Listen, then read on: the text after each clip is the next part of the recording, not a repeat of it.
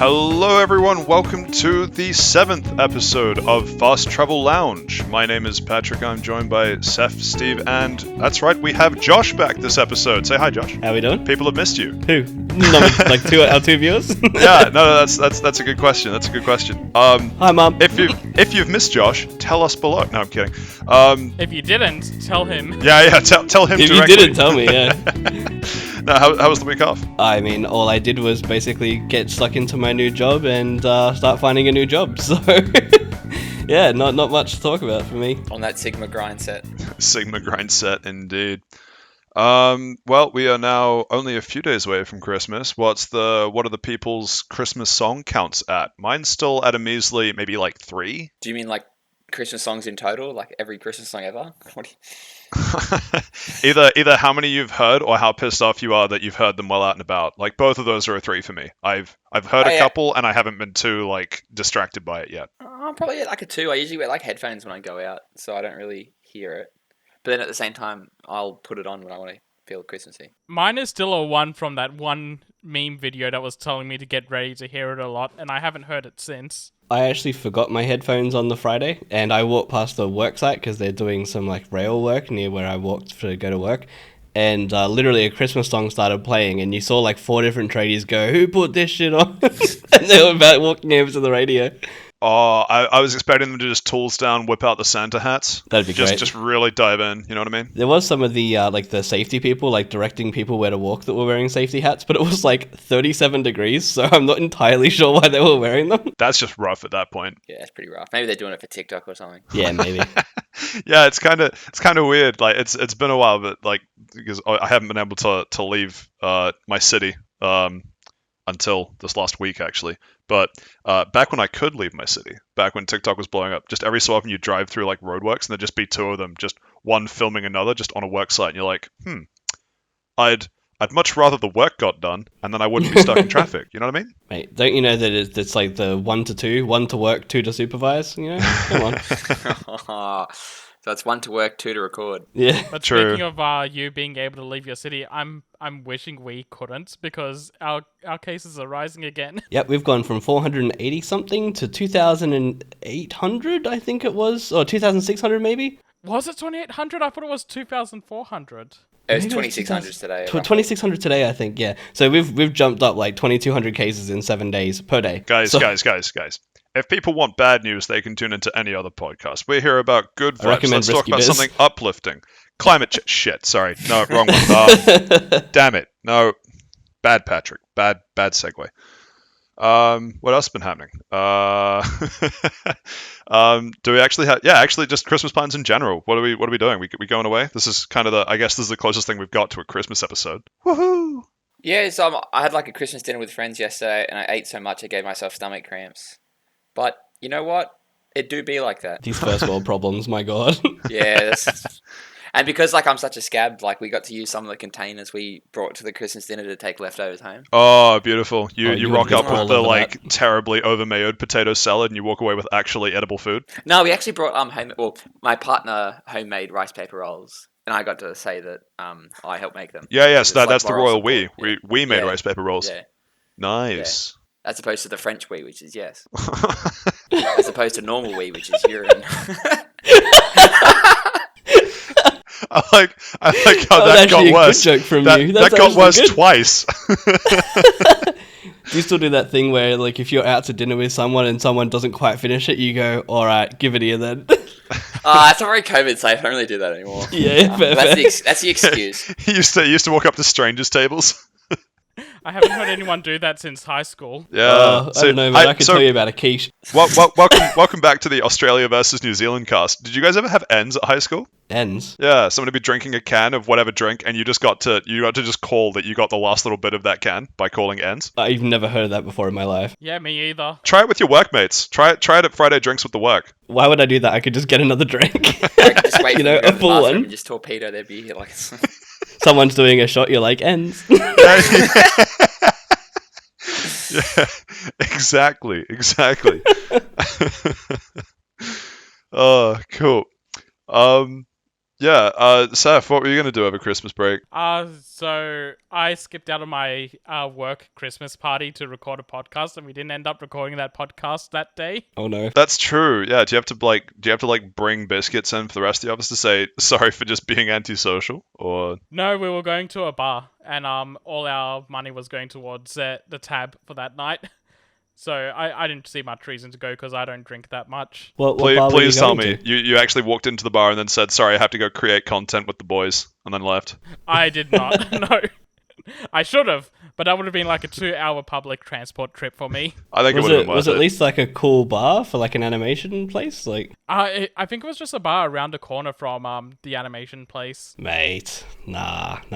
But yeah, besides that, no, I don't really have many Christmas plans. Usually on Boxing Day, I go out with my family, but that's about it. Josh? On Christmas Eve, I might be going to see the new Spider-Man movie, depending on if I can get out of work on time. And then, yeah, I'll go to my family's place, make the yearly appearance and then disappear. Yeah, kind of similar. Now that I'm able to leave my city, I can drive down to the parents for Christmas. Enjoy that couple of hours drive. Oh, 10 hours. Oh my god. Right. Oh, yeah. Enjoy that. Christ. So Is not that worth Man, that's it. like the entirety of New Zealand. Yeah, it's the bottom of North Island to the top of North Island. Yeah, we drove. Remember, I drove overnight from South Island, from like the top to basically the bottom in from like Christchurch 8-10 to hours. Queenstown, yeah. Yeah, That was good. Yeah, that wasn't too long. That was fine, but Christchurch to Queenstown.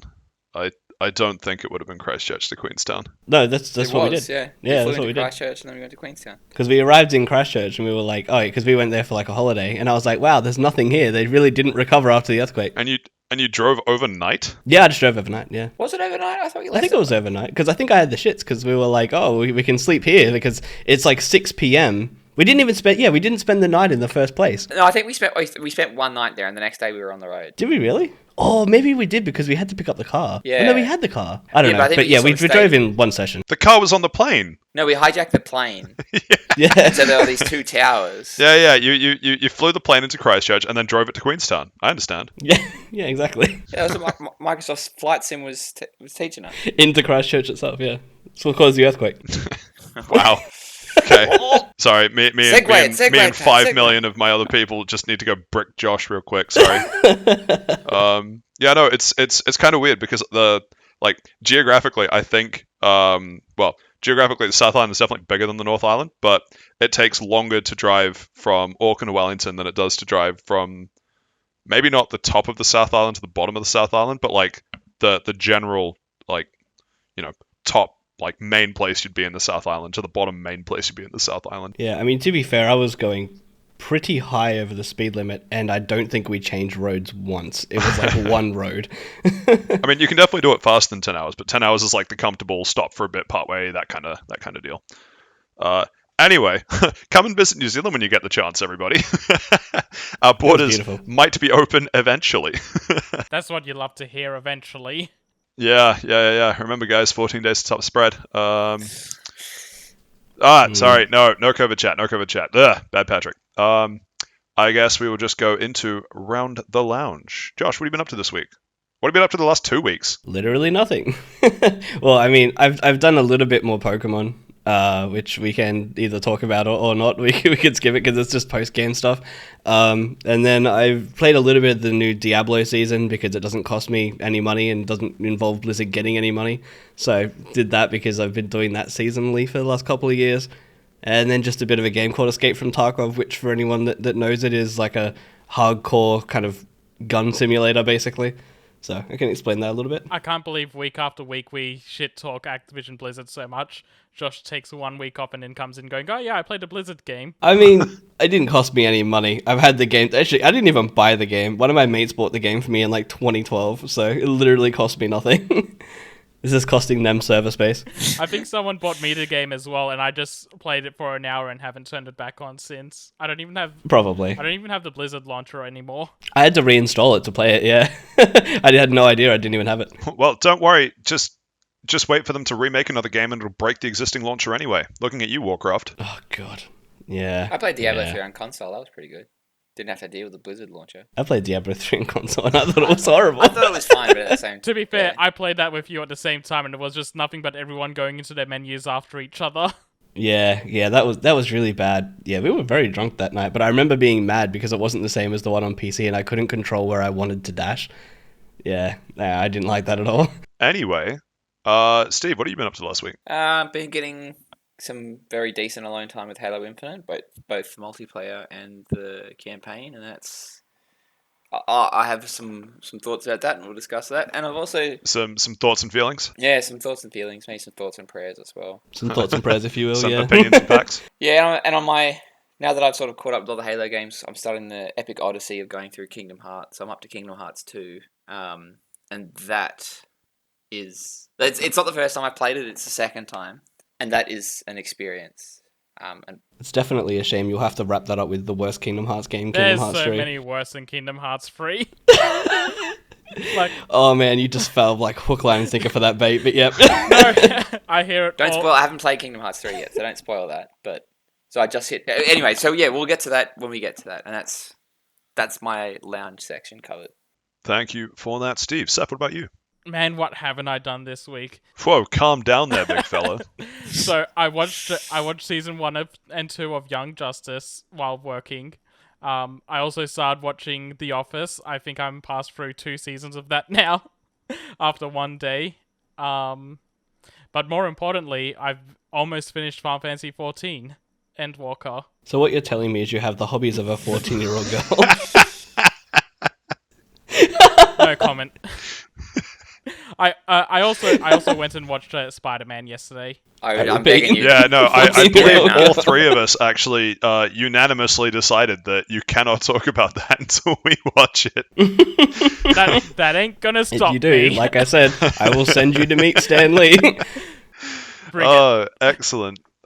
So I feel like our one or two lovely listeners out there will have missed Josh so much that we probably should talk about Pokemon for a bit, just to get your voice back, just to reacclimatize people to what the sound of being wrong is like. So why don't we start with you, Josh? I mean, we definitely don't have to talk about the competitive Pokemon scene in BDSP, but I mean, I guess we can talk about the Battle Tower a little bit and how it's literally identical to the one in Diamond and Pearl, basically. Well, I mean, why don't we? Because we've sort of touched on BDSP for about, I think this will be the third episode. Probably not going to do too much on it this time, but I don't remember if you were. Obviously, you finished it in 3 days. We all laughed. We all made fun of you for that.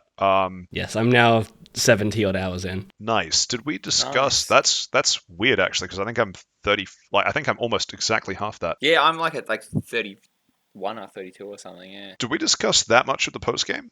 I actually don't remember because we. I don't think I'd literally just beat it and I couldn't spoil it for you guys. That might have been it. Okay, well, I think we could do slightly more spoilery. Okay, so spoiler warning for everyone listening. We're probably going to discuss the post game of a game that technically came out 14 years ago. Although there is like new stuff in this post game, so that's kind of cool. Sure. At least they did something with it. So, Steve, where are you up to for context? By the way, sorry in advance for this, Seth. I don't know how much you'll be able to or want to talk during this section, but probably is important that we get Josh's voice before, whatever artificial intelligence algorithms who run over the recording think that he's an imposter. Where are you up to in the post game? So I pretty much finished it. I just need to go and catch Heatran.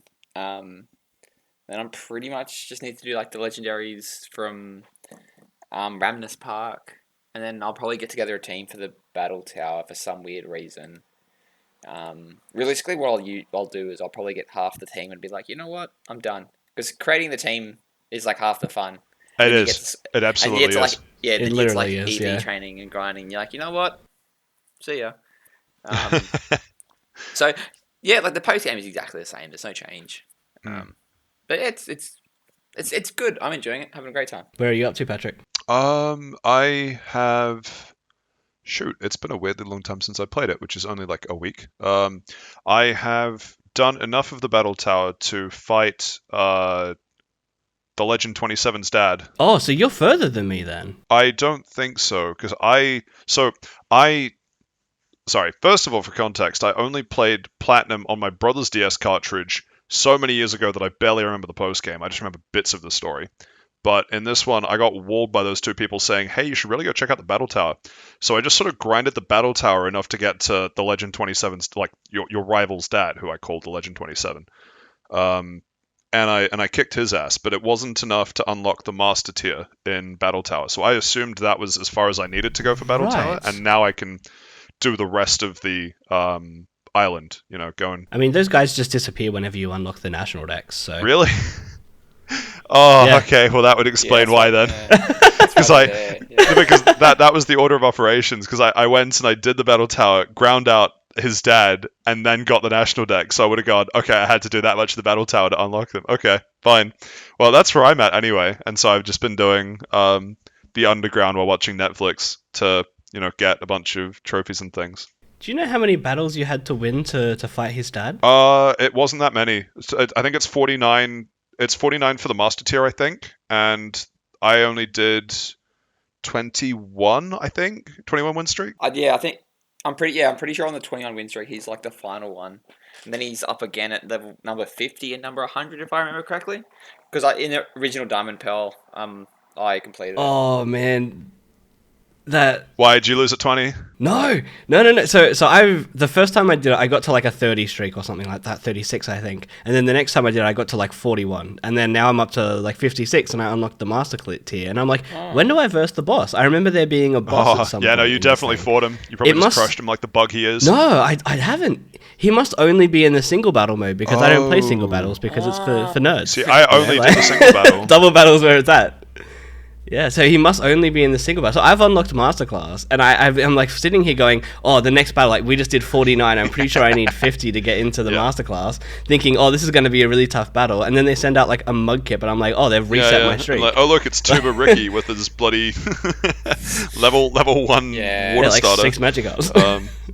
Yeah, no, literally. I was like, what? But okay, okay, I'm gonna have to do the single battles now, but I'm gonna have Oh, to you got to be get back 4 on a new Pokemon. team. There we go. Yeah. Oh, I do. Now, see, I just thought I'd finish with the game. Here we are. Now I got to Real go back game in. starts. So the other thing, I know it's not BDSP chat, but it's just because I was messaging Josh about this, that in the last week, it has occurred to me, because I know they announced this a while ago, that they are closing, is it that they're closing Pokemon Home? Or closing Pokemon Pokebank, or whatever it is? Pokemon Bank. They're shutting something down, January 2022. Oh, is that why you were doing it? Oh my god, it won't be Pokemon No, Home because that's on whatever the Switch, whatever the so- DS one is, Pokebank. Yeah, Bank. Yeah, it's Bank. The Nintendo Oh my God. is discontinuing part of that service. I don't know which part of that service from January 2022. So I took it upon myself to shift everything off of ORAS. Finally, it was a weird. I don't know. It's like the closest I've come to crying in a while. I'll be honest. Moment, just because I had my entire living decks until that point on ORAS, and I might not have played it in years at this point, but just booting it, just going back into the main screen, and it just, I don't know, just the wave of nostalgia, and the like, oh yeah, I'm on the battle island, I'm in front of the second Dacre, you've got like the 700 hours in the game. yeah, it's several, like, just multiple hundreds of hours, which actually terrifies me because I have just shy of 500 hours in Sapphire, and I have hatched roughly 1,100 eggs, and from Pokebank, because it kept track of, I thought that was quite cool actually, it tracks your stats, but it only tracks your stats if you open the Pokédex menu in Pokebank. It's kind of weird. So if I open Pokebank and I just transfer stuff off of ORAS, it won't record anything. But if I open Pokebank with ORAS and visit the Pokédex, it then syncs data. Kind of weird. Oh, I might have to do that for all my saves. I don't think not that it's going to matter, but yeah. Yeah, exactly. And so my Pokemon Y game doesn't actually read in my 3DS anymore because one, it's age, and two, how much I've played it. And I managed to finally get it to read for a brief period to transfer the last, because I transferred most of the stuff off before, but I managed to transfer the last couple things off of it. And I managed to sync the data, which was the part that I was most impressed by. And I have 480 something hours in ORAS, and I've hatched 1,100 eggs. I've hatched 2,300, I sent the image to Josh, whatever it is, 2,300-ish eggs in Pokemon Y. I don't know how many hours I have in Y, but that scares me. Did you complete the Yeah, Pokedex part? that's a lot. Oh, in Y, absolutely. Yeah, no, I started with Y, did as much of the Pokedex as I could, transferred everything to ORAS, made the entire living dex in ORAS, which I was weirdly proud about, and did the whole. Yeah, I did the exact same thing. I got the living decks through the Gen 6 games XY and RS, Yeah, and I was working on doing it for Sun and Moon, but I just gave up at some point. I just couldn't be bothered anymore. Yeah. Well, not yeah, couldn't be bothered. I just started feeling burnt out of Pokemon at that point because I had spent so much time doing the living decks. I'd only completed mine in like February this year. Yeah, I think something it was like Steven. that, yeah. It was. yeah. And I remember, did the yeah, no, vast it was because majority it of was it, right to at the be tail honest. end of me playing Hades too much. So yeah, it would have Yeah, been it around was. February. Yeah, and I did 90% of the Pokedex in Oris, even like this year, basically, to get Yeah. this living dex. So, like, But peak there was games. something fantastic.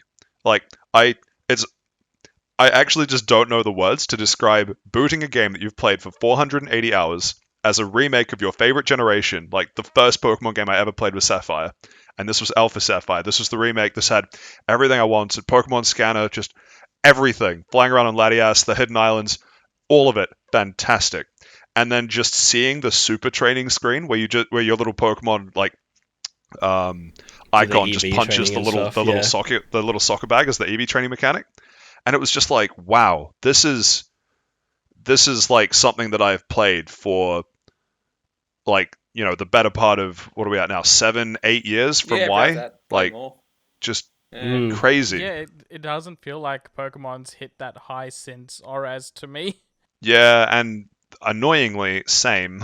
Don't worry. When they do the But black and anyway, white remake, I know that we're getting. We'll be back home. No. Yeah, No. That's when we'll No, be no, back home. no. Literally the worst gen. The only games I refuse to play. Well, if you haven't played No. it, how would you know it's a bad gen? I tried to play it. I got like right to the end of the first Black and White and was like, this is the worst game I have ever played Pokemon or What are not, you and turned it talking off. about? Oh, It was so bad. you played Sun and Moon and you're saying that. Oh, Sun and Moon was a better game than Black it and White was will ever be. not. How alone, if I just played the Adventures of How, would be better than Black and White. Steve, the only way to cope is to filter out his bad opinion about Gen 5 because we both know that it's perfect. Oh, it is so bad. Gen 5 and Gen 2 But the- peak Pokemon. Gen 2 is The not only good peaking. thing- Take your nostalgia goggles off. The pacing is garbage. Gen 2 is Johto peak. What do you Pokemon mean you have 2 garbage. whole regions and 14 gyms? Oh, Just 16 'cause it's got gyms. more content doesn't mean it's good. Anyway, look, Gen 2 and No. Gen 4 peak Pokemon. Gen 4, yes. All right, Gen 2, Gen 4 from Seth. No, Steve, I which was- gens? Gen 5, Gen 4. Sorry, Seth, clarify. I was saying it as in like Heart Gold and Soul Silver is the peak Pokemon experience. Oh, right, when they remade Gen 2 the first time. So you like the originals, and then they remade them, and you're like, I like the remakes as well. Yeah. I was happy with the original and the remakes. They're great. Fair enough. Steve? Yeah, probably Gen 4 and Gen 5. Oh, but they're all I don't really see any of them as bad though. Like they're all good in their own sort of way. What about Ultra Sun and Ultra Moon? They're trash. On their own, they are good. If you play Sun and Moon and then 2 days later play Ultra Sun, Ultra Moon, you're getting the same game.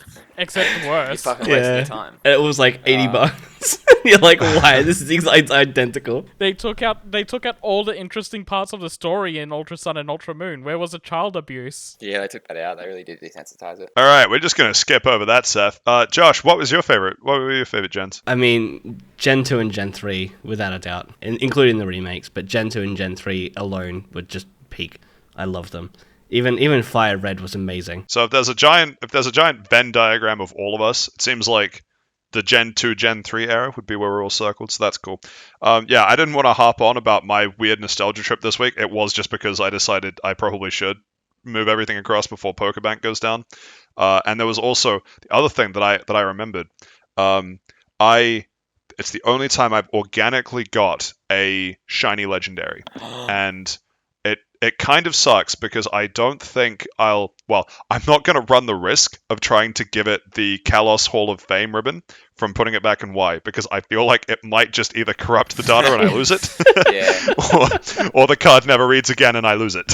Oh no. But Wait a second. If sorry, I need to circle back to Pokebank going down. If that's going down, how do you move stuff from the 3DS games over to Switch if that's gone? You won't be able to. that's what I think. So I'm gonna end up mincing my words. I don't remember what it is that's going down, because I know that Nintendo started taking steps to make it harder to top up your accounts on 3DS, and trying to get people to move on to merging their accounts with Switch. So it was already harder than before to add funds to my wallet, which just meant using a computer rather than a DS. But I remember reading somewhere that something about PokerBank is going to change after January 2022. It might be that it's still going and it just starts to reduce in scope or something, but I think they are also starting to try and shift people away from the 3DS titles, which, Ultra Sun, Ultra Moon was what, 3 years ago now? 3? It was like 17. 2016, 2017? Oh, It's at least 4 years old. That hurts. Thanks. But no, Oris released in 2014. Yeah, I took it with me to Europe. I played it on the plane. It was good. That hurts more. Yeah, Sun and Moon came out in 2016. Also, Ultra Sun, Ultra Moon, I was 2017. Oh. Was Let's Go 2018? Yep. Sword Shield 2019. Shoot, it would have been. It would have been. No, you're right. Yeah. 2021. Oh, sorry, 2020. 2020/2021. And then BDSP 2021. Dude, there's not enough Pokemon games. Yeah. So to answer your question, Seth, I've got no idea, but I'm not going to run the risk because I'm not seeing anything about PokeBank going down at the moment, so it might have just been it's harder to. Okay, in that case, fine. I just did the nostalgia trip out of my own spite. That's fine. Chalk that up to masochism. But the only shiny that I've ever got organically was a shiny Kyurem, and it was only because I was soft resetting for it in ORAS. And I was just capturing it and checking its nature, and I finally got one that's modest. And it wasn't even that I realized it's shiny, because I haven't played Gen 5. I didn't know what shiny or non-shiny Kyurem looked like. It was only when I spliced it with Zekrom, and I went, why does it look different? I don't like this, yeah. And then I went, oh my god, it's a shiny Kyurem. And it's the right nature, which is more important. Yeah, and it was entirely by, if that thing was any nature other than modest, I would have just soft reset and not given a second thought. That was Kyurem number in the tens of whatever it was that I had that I was going after. So yeah, super amazed that the stars aligned for that one. Anyway, we should shift back to what we were actually talking about, BDSP. So now that we are all roughly around the battle tower, what sort of battle tower strategy have you been using, Josh? In your double battle, I'm a VGC player. Yeah. What's your meta? I mean, literally, I literally looked at single battles and went, why is this an option? I just went to double battles. GG, see you at Worlds. Anyway, what's your meta? So at the moment, because I'm just trying to because they're AI, right? You don't need to use all that much strategy. You just need brute force. So I'm using a Garchomp, a Togekiss, an Arcanine, and Rotom Wash, which is quickly becoming one of my favorite Pokemon. It is so unbelievably strong. Oh my god, just like regular VGC play. Yeah, I know. But I was like, I'll probably use Rotom Heat or Rotom Mow because, I need to be able to counter this stuff. Yeah, and you desperately want it to be some off meta set. You're like, no, everyone uses Rotom Wash. I'll be better than that. I'll use Air Balloon Rotom Fan. Well, I'm using a Choice Scarf Rotom Wash, so it's about as meta as you can get. Yeah. Hydro Pump, Volt Switch, Discharge, and what was the other move? Thunder Wave or something, probably. Trick. Oh, yeah, Trick's a good one. Yeah, so literally just meta. Yeah, nice. And that served you well? Yeah, no, I mean, I'm up to Masterclass now, so I literally got there yesterday and was like, cool, gonna close the game and I'll do Masterclass later. And then I was like, oh, do I really need to do it? I've got my Pokemon. They're EV trained. They're basically perfect IVs. They're level 100. They're kind of perfect IVs for what they need to be. What were they actually? How did you get to level 100 so fast? So there's a trainer you can take. Oh, it's not so fast. I'm 70 hours in, but there's a trainer that you can fight that has one Chansey that's level 60 on the right hand side of that island. So if you just run up versus Seeker them and just keep battling them, you can do it that way. So I just basically gave the leader a lucky egg and then just did that over and over and over and over and over and over and over. Because once again, shout out to ORAS, Blissey bases, 10 out of 10. Yeah, they were amazing. But Sword and Shield's thing with the candies was honestly great. The candies are much better. Yeah, the grind isn't fun. No, the grind's not fun. Especially when it's if you were grinding your original 6 Pokemon, it's cool, whatever. But when you're trying to grind stuff for competitive just so that you can bottle cap them so that they can be level 50 perpetually, it's why? So if we're all getting close to the... actually, I'm going to hold that thought for a sec. Steve, what's your meta? So considering that I like a mix of what's actually good versus what Pokemon actually like. So I've got an Electivire, a Crobat. I'm planning a Heatran, a Lucario as well. And maybe like a Clefable and a Starmie. Can you actually use Heatran in Battle Tower? No, I don't think you can. No, you can. You can. Yeah. Wow. Because it's one of those. You can't bring like most of the box legendaries or mythicals in, so I'm pretty sure it's just box legendaries you can't use. that's such a weird like limitation. Yeah, but they are like, if you look at their like base stat totals, they're so much higher. Hold up.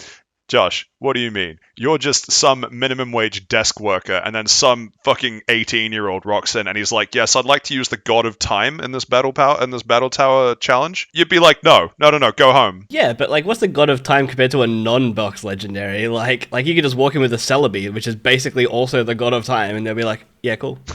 I suppose that's mythical, isn't it? So maybe not. Yeah, that'd be mythical. That wouldn't. But like, here's something I found in the volcano. Yeah, go on. Yeah, I guess.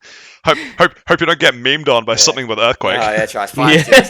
Yeah, you're right. By the way, on that Heatran thing, so I haven't caught Heatran for one reason, which I will warn you about. If you walk in, you go to the event, and it's like, cool, I'm going to get this thing, and then apparently he gives it to you, like the thing you need on the way out of the cave, but I was like, oh, I have one escape rip, and I've never used it, I'm just going to use it, so I didn't get the event. No, you go back to his house in the survival area. Yeah, but apparently you need to talk to him in the cave or something at some point. I don't know, because I tried to talk to him and he didn't do anything. What? Really? What? No, you go back to his house. You talk to his granddad, and then you talk to him. Yeah, no, I did that.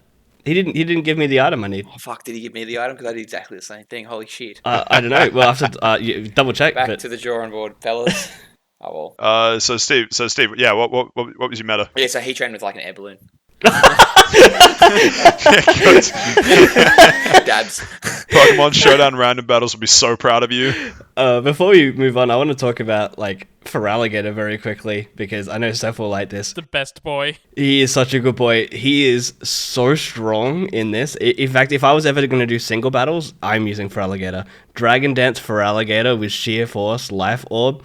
Oh my god, it's so strong. It's so good. I think that's the sets I always see people run with him if they ever use Feraligatr. I didn't think he ever had access to Dragon Dance before now, but maybe he did. I feel like the Dragon Dance would be either like a move tutor leftover or an event one. But what does he get? Sheer Force that's physical. Waterfall, Ice Punch. What else was I running on him? Crunch, yeah, and oh god, what was the other move? Was it like Protect or something, just in case, or? No, it wasn't Protect. Nasty Plot. Oh, Dragon's Dance. Oh, it was Dragon Dance. Of Yeah. course it is. Yeah, of course. Yeah. Which means that because of Sheer Force, he doesn't get the stat boost. What? He gets a stat boost. I'm kidding. Oh, right. Imagine if that worked that way. Could you imagine? Just sits there, just dancing, doesn't get anything, Yeah, it and doesn't dies. get anything. I mean, you don't get the waterfall flinches, but Oh, who yes. cares? Yeah, You don't get the crunch drop, but again, who cares? You don't take the life orb recoil, so, you know. No, that's cool. Yeah. So I guess we'll see what happens. See what happens with that. You know, good luck on the grind. I actually don't know what this would be for because I don't see the competitive shifting away from Sword and Shield anytime soon. But Well, I mean, they literally said that they're not going to, so it's just a meme at this point. I might move them to Sword and Shield when Pokemon Home comes up, though. yeah, I think like it was also weird booting up my DS because it reminded me that I have the Pokemon, I guess Blue, one of the Gen 1 remakes, where I'm pretty sure you can actually... You can, via Pokebank, transfer them. Yeah, because that's how I got my Celebi and, like, most of my Gen 1, Gen 2 Pokemon, including the dogs for the living decks of mine. So, yeah, definitely. It was also the only way to get Celebi, I think, at that point. Yeah, well, I was going to say, I think there was a way because they don't have abilities in Gen 1. I think during the Pokebank transfer, they get assigned abilities. Yeah, it's something off their stats or their nature or something, and they get it Yeah, off. someone told me there was a way of getting No Guard Fisher Marchop or Marchamp into Pokebank. Sounds disgusting. Which, actually, we're talking about very quickly.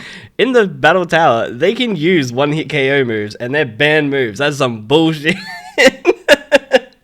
But anyway. Do they obey Sleep Clause? I don't think they do. I don't know, actually. They only ever put one of my Pokemon to sleep, so I don't know. Oh, they. I got yawned by something when I was doing singles. Yeah, they were definitely yawning both of my Pokemon, so there's probably not. Oh no.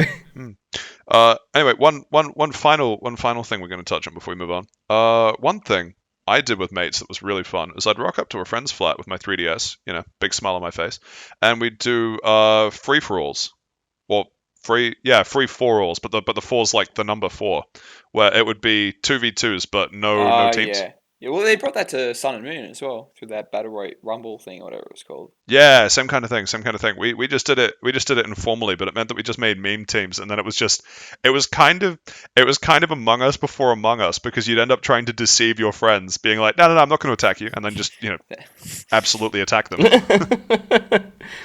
But I don't know. Do you guys ever do that? Do you guys ever actually fight other other humans that you know rather than just people online or AI? I think I've literally battled Steven once in Let's Go and absolutely stomped him because the Eevee was so disgustingly broken.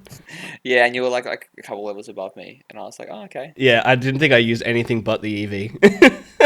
I do remember in original Diamond and Pearl and Platinum, me and my brother used to just sort of sit on like Cerebi forums and all that type of stuff, just sort of like playing people online. But they had like the microphone, and I think you could like voice chat with it. I can't remember. They're just like ASL. I don't know what that means. Turning it off. And yeah, that was fun. They used to have like that Nintendo Wi-Fi USB connector back in the day. But yeah, usually I don't verse people, just the computer. It makes me feel... I got really big into VGC last year. But I didn't really go anywhere. You got me into it. It was the worst decision of my life to listen to you and watch those videos. Yeah, I left a couple of parties. Yeah, because they had that... You have to do 25 battles over 3 days. And there was a couple of things like, oh man, I've got to get going from this party now. See, I'm just so tired. And then play the 25 battles. Yeah, that was like the Players' Cup, wasn't it? Or something like that? Yeah, it was the Players' Cup, yeah. I didn't end up doing it, but I know you did. I didn't place. I think I had It's rats. Oh, well. hard. Anyway, that probably is where we're going to end up wrapping up BDSP. Can't wait to do this again in our next episode where we talk about BDSP again. No, it's cool.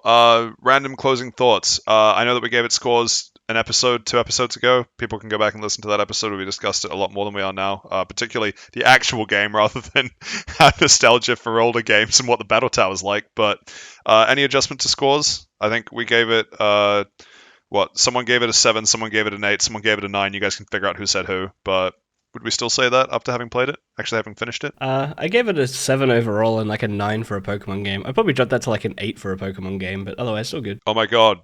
If we get it, you can't take Dialga into the battle tower. That doesn't mean you get to just dock a point. Nah, it's not that. So they added, obviously, there was Giratina in one of the legendaries that you could go catch, so the fact that there's not going to be Platinum DLC confirmed, basically, kind of really drops it down a lot in my mind. I was hopeful, Yeah, fair. I'm still very interested to see what they do with Shaman and Darkrai. Like, there's all those glitches and you can access Shaman at the very least. Like, is it going to be a free event? Is it going to be just a giveaway? Like, how are they going to manage that? And if they put it out as like paid DLC, I'm literally throwing my Switch out. Like, that's far. Oh yeah, I would be so mad. But surely they won't. What about you, Patrick? Is it bad of me that I want to drop it because they fixed the item duplication glitch? Yes. Then I am not changing my score. No, it is actually kind of a pain. We discussed why we all think that single-use TMs was not a good game choice 2 episodes ago. People can go back and listen to that, episode 5. But I sort of stand by all those sorts of things, and they were actually mitigated by having a way to just duplicate items, and in my opinion, it wasn't that game-breaking, but since they patched it, it's just more annoying than anything, just knowing that they're finite use and you're not going to get any more. Anyway, that's where we'll leave the BDSP chat. As I say, we've discussed it, the last couple episodes in various bits and pieces. People can go back and listen. I've said like 2 episodes ago a bunch. I really hope it is 2 episodes ago that we discussed this. It was, I think, because I was still here. So it was the last game I played. It was definitely a simpler time. We only had to keep track of 5 episodes that we've done. Now it's 7. Now, harder to keep track of everything we touch. Anyway, shall we move on to Steve? I don't know which one you want to discuss first, be it Halo or Kingdom Hearts. Dealer's choice. What do you want? I don't really have much to say about Kingdom Hearts. Kingdom Hearts 2. Knock that out of the way first, then. I like it a lot better than Kingdom Hearts 1. The levels are a lot shorter. Still don't think I'll ever be okay because I just got to the Pirates of the Caribbean world. Fucking hell, that's so weird. And like the animation style is very different, and it's like darker. And they talk about like... Wait till you play Kingdom Hearts 3. Yeah, I can't wait till I get to it. I cannot wait. That's where I dropped the game. But yeah, like it's good. The combat's like very fluid and stuff. I still find it very weird that for like the first 4 hours of the game you're playing as like Roxas, which like if you didn't play Chain of Memories, you'd have no fucking clue what's going on. But yeah, it is what it is. But yeah, so It is what it is. yes, it do be like that. But more importantly, Halo Infinite, yay! It's yeah, the released. campaign's released. How good! The Master Chief is back, baby. And I gotta There's say, no co-op. what do I care about co-op? I'm good enough to play by myself. Wow. I'm loving it. I take back all the comments I said about the open world. Last week, I was wrong. I was wrong. I apologize for that. They do the open world very good. They keep. I hold up. If you're gonna make an apology, I think you need to start with holding a pet and saying, "I didn't want to have to make this video, but," and then sighing, We're sorry. and then going into why you were wrong. Like the South Park meme. My fellow Americans. Yeah, we're sorry.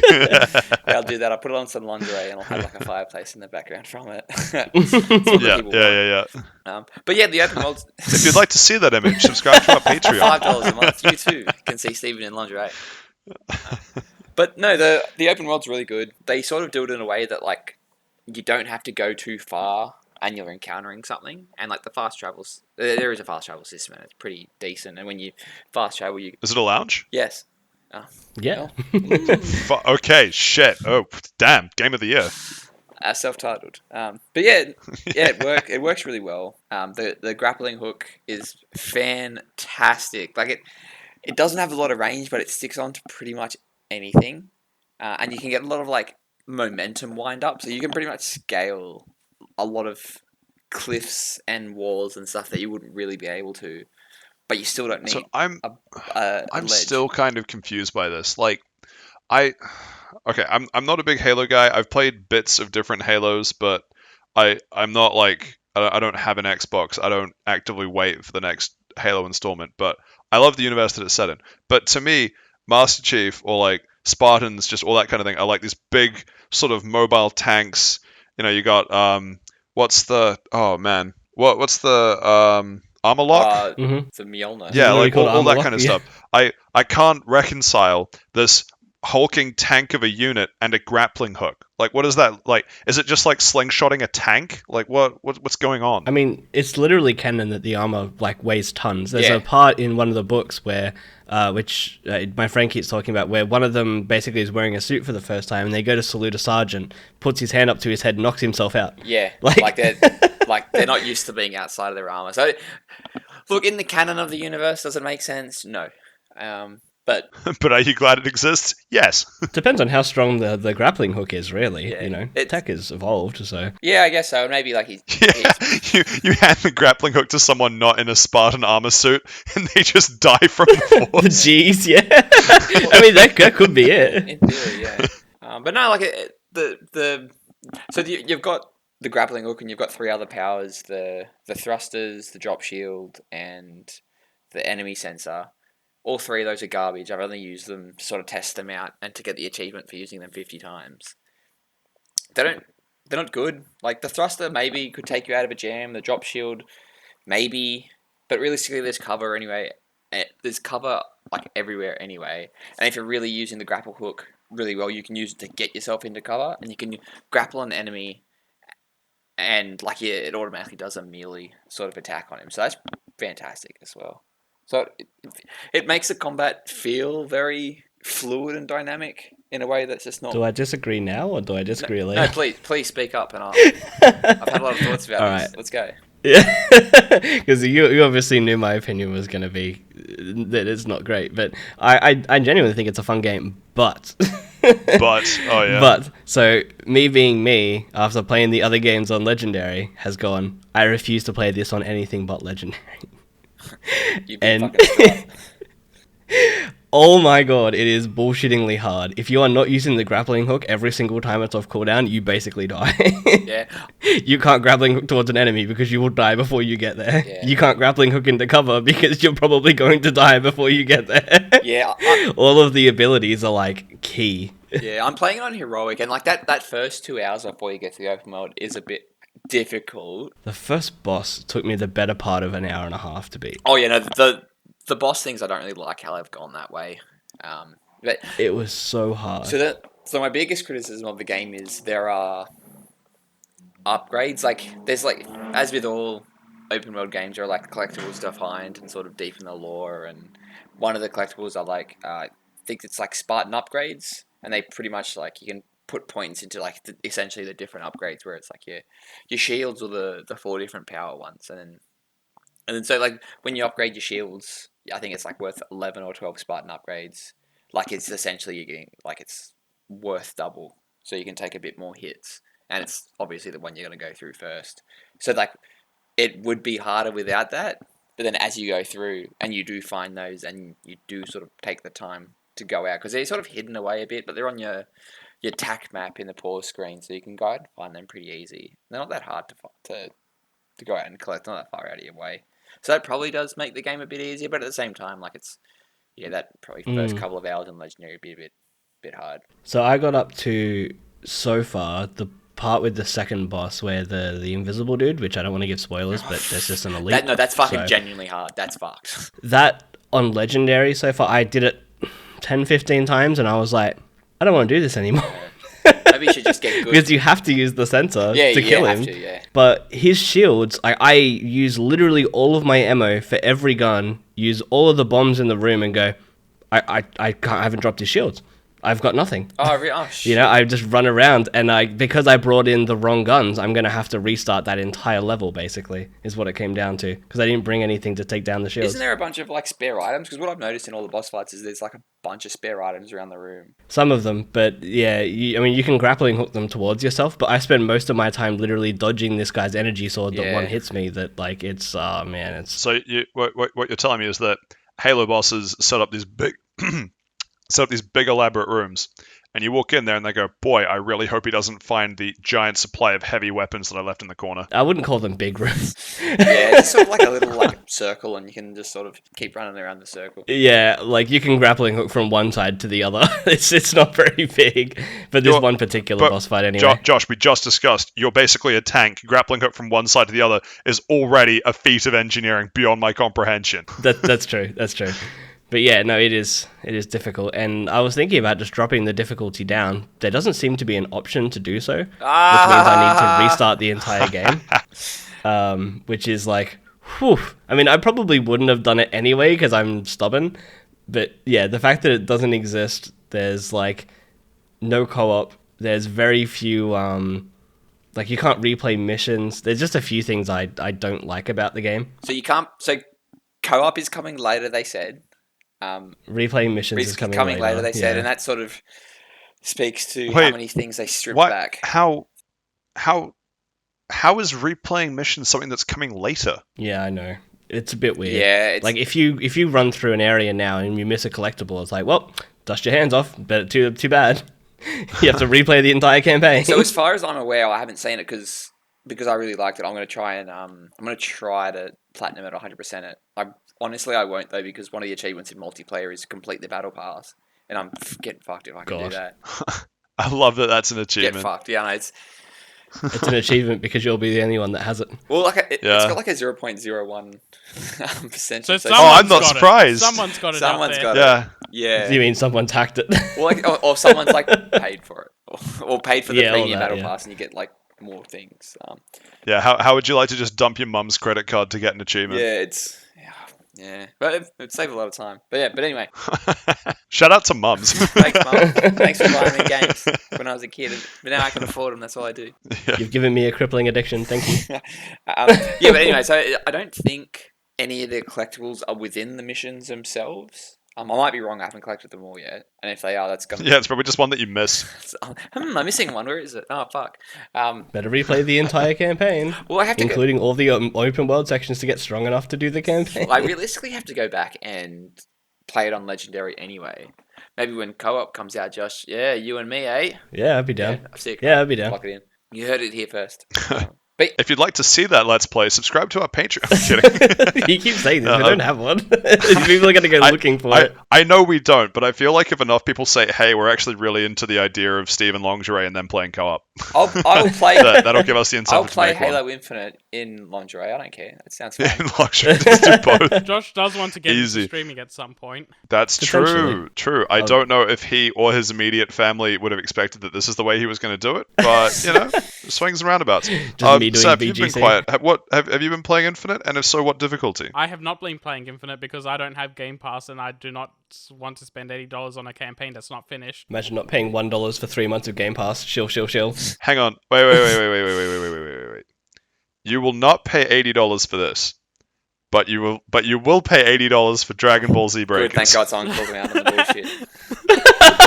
To be fair, We're just I'm gonna hoping skip that's over that? finished when that's if that's $80 when it comes out. I was about to say, is We- that going to be we $80? talked about- It doesn't seem like an $80 game. No, see, Bro, I explained it. we I just- explained it off podcast, but I said $80 out of a thing of I think that would equal 40 USD. So that's, but I'm trying to make it for Australian dollars, and I'm like, yeah, I'd accept the budget price instead of a full price for that. See, now I'm getting worked up because we also talked about how of the what is it, like 1v6, that the time that you're the one is better than the time that you're any of the six. Yeah, but I was. So you're I was paying $80 also, for a I game. was also enjoying my. You're time. enjoying 1/7 of the time. I was enjoying. And my you're time like, as no, I was just- Infinite crosses the line. I won't pay $80 for that. because it's not. I won't pay $80 for a game that I will enjoy more than 1/7 of the time.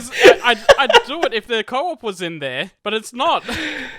Yeah, no, the co-op is definitely a big thing that's lacking. Halo is at its peak when you're doing it with friends. That's true. That is true. Yeah, I disagree with that. But then at the same time, I always play them solo anyway. There is nothing like Yeah, getting fair. through a whole campaign on Legendary by yourself to really make you think, what am I doing in my life? I already got the part of Halo I care about for free, so I'm fine. I'm telling you, big fella, you're missing out. But yeah, so anyway, I'm loving Halo Infinite. The story, they've tried to fix the mistakes of 5.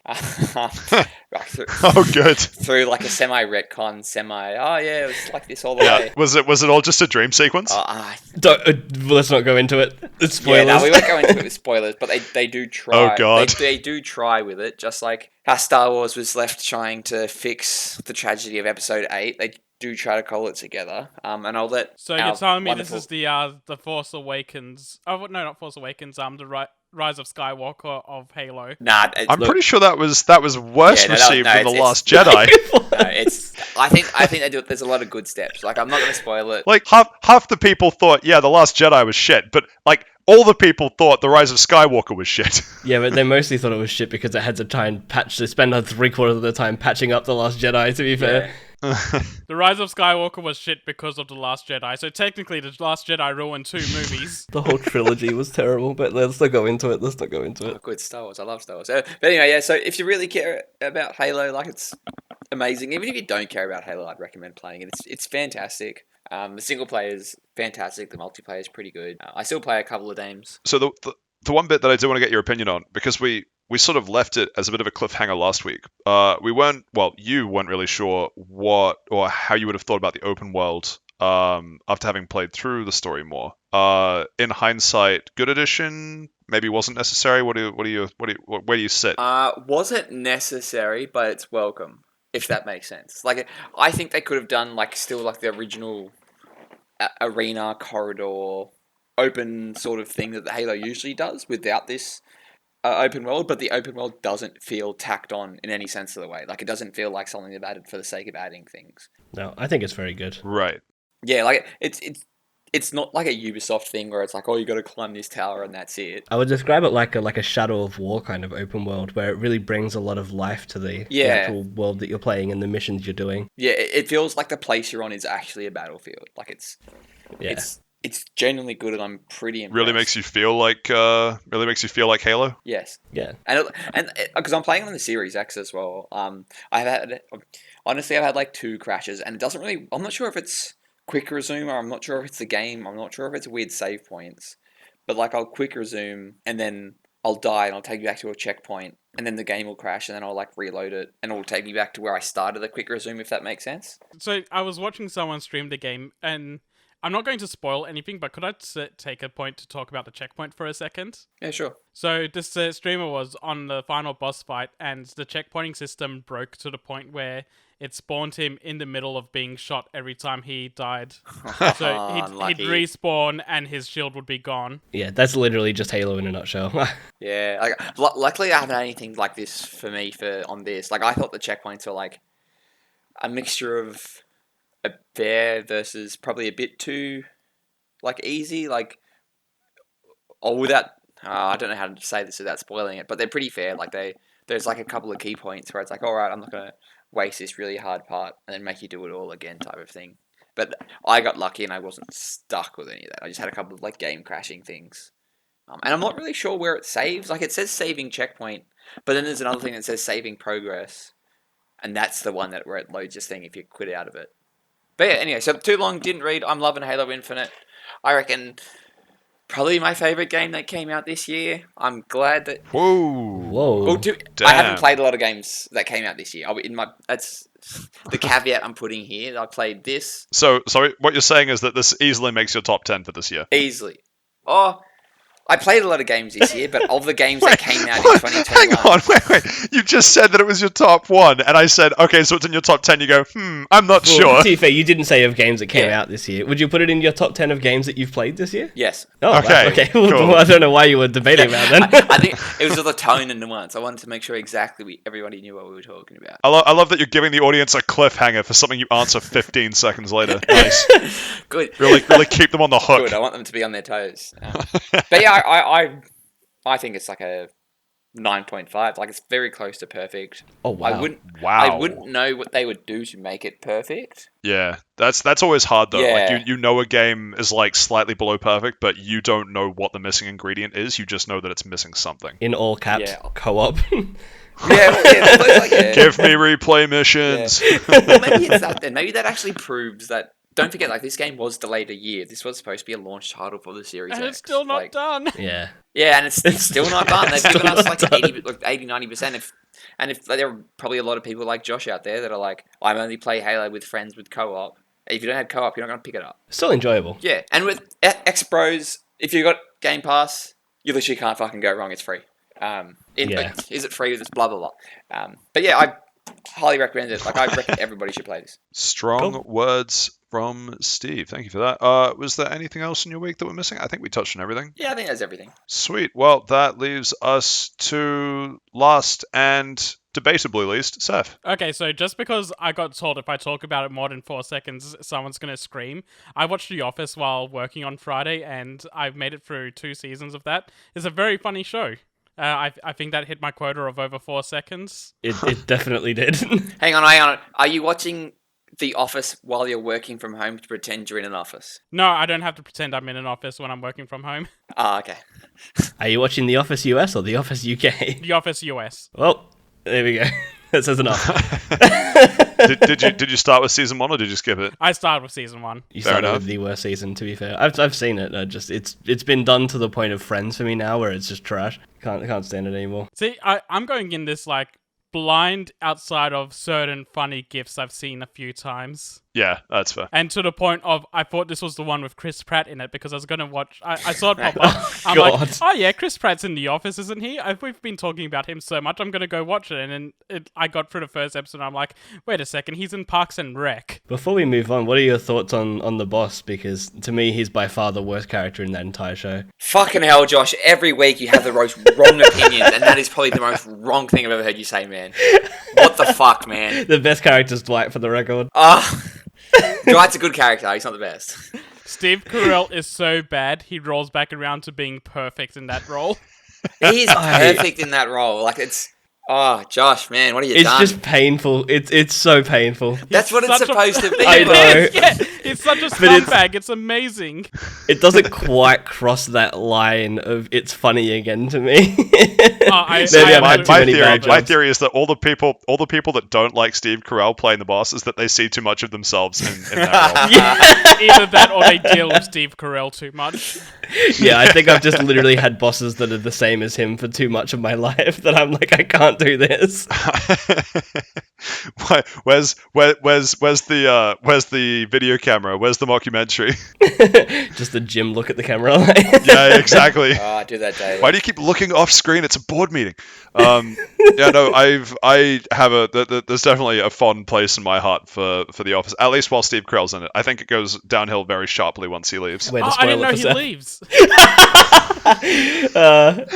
It's not for a long time. Don't worry about it. Spoiler alert. I think there's yeah, like 9 it's- seasons on Netflix. Sorry, there's 7 seasons of The Office total in my head. Yeah, there's 9 seasons. He leaves after season.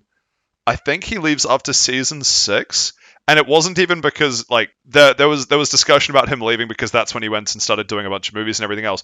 I'm pretty sure it was just because there was just like a lapse in communication between NBC and the people making The Office, and then his contract just expired, and then it didn't get renewed, so he just went and started making movies. Oh man. The movies were better than that anyway. And they just ended up tanking the last couple seasons of The Office because of it, because he absolutely made that role. Is it is it like a Scrubs situation where they tried to do a couple of seasons after the original cast stopped and it just wasn't as great?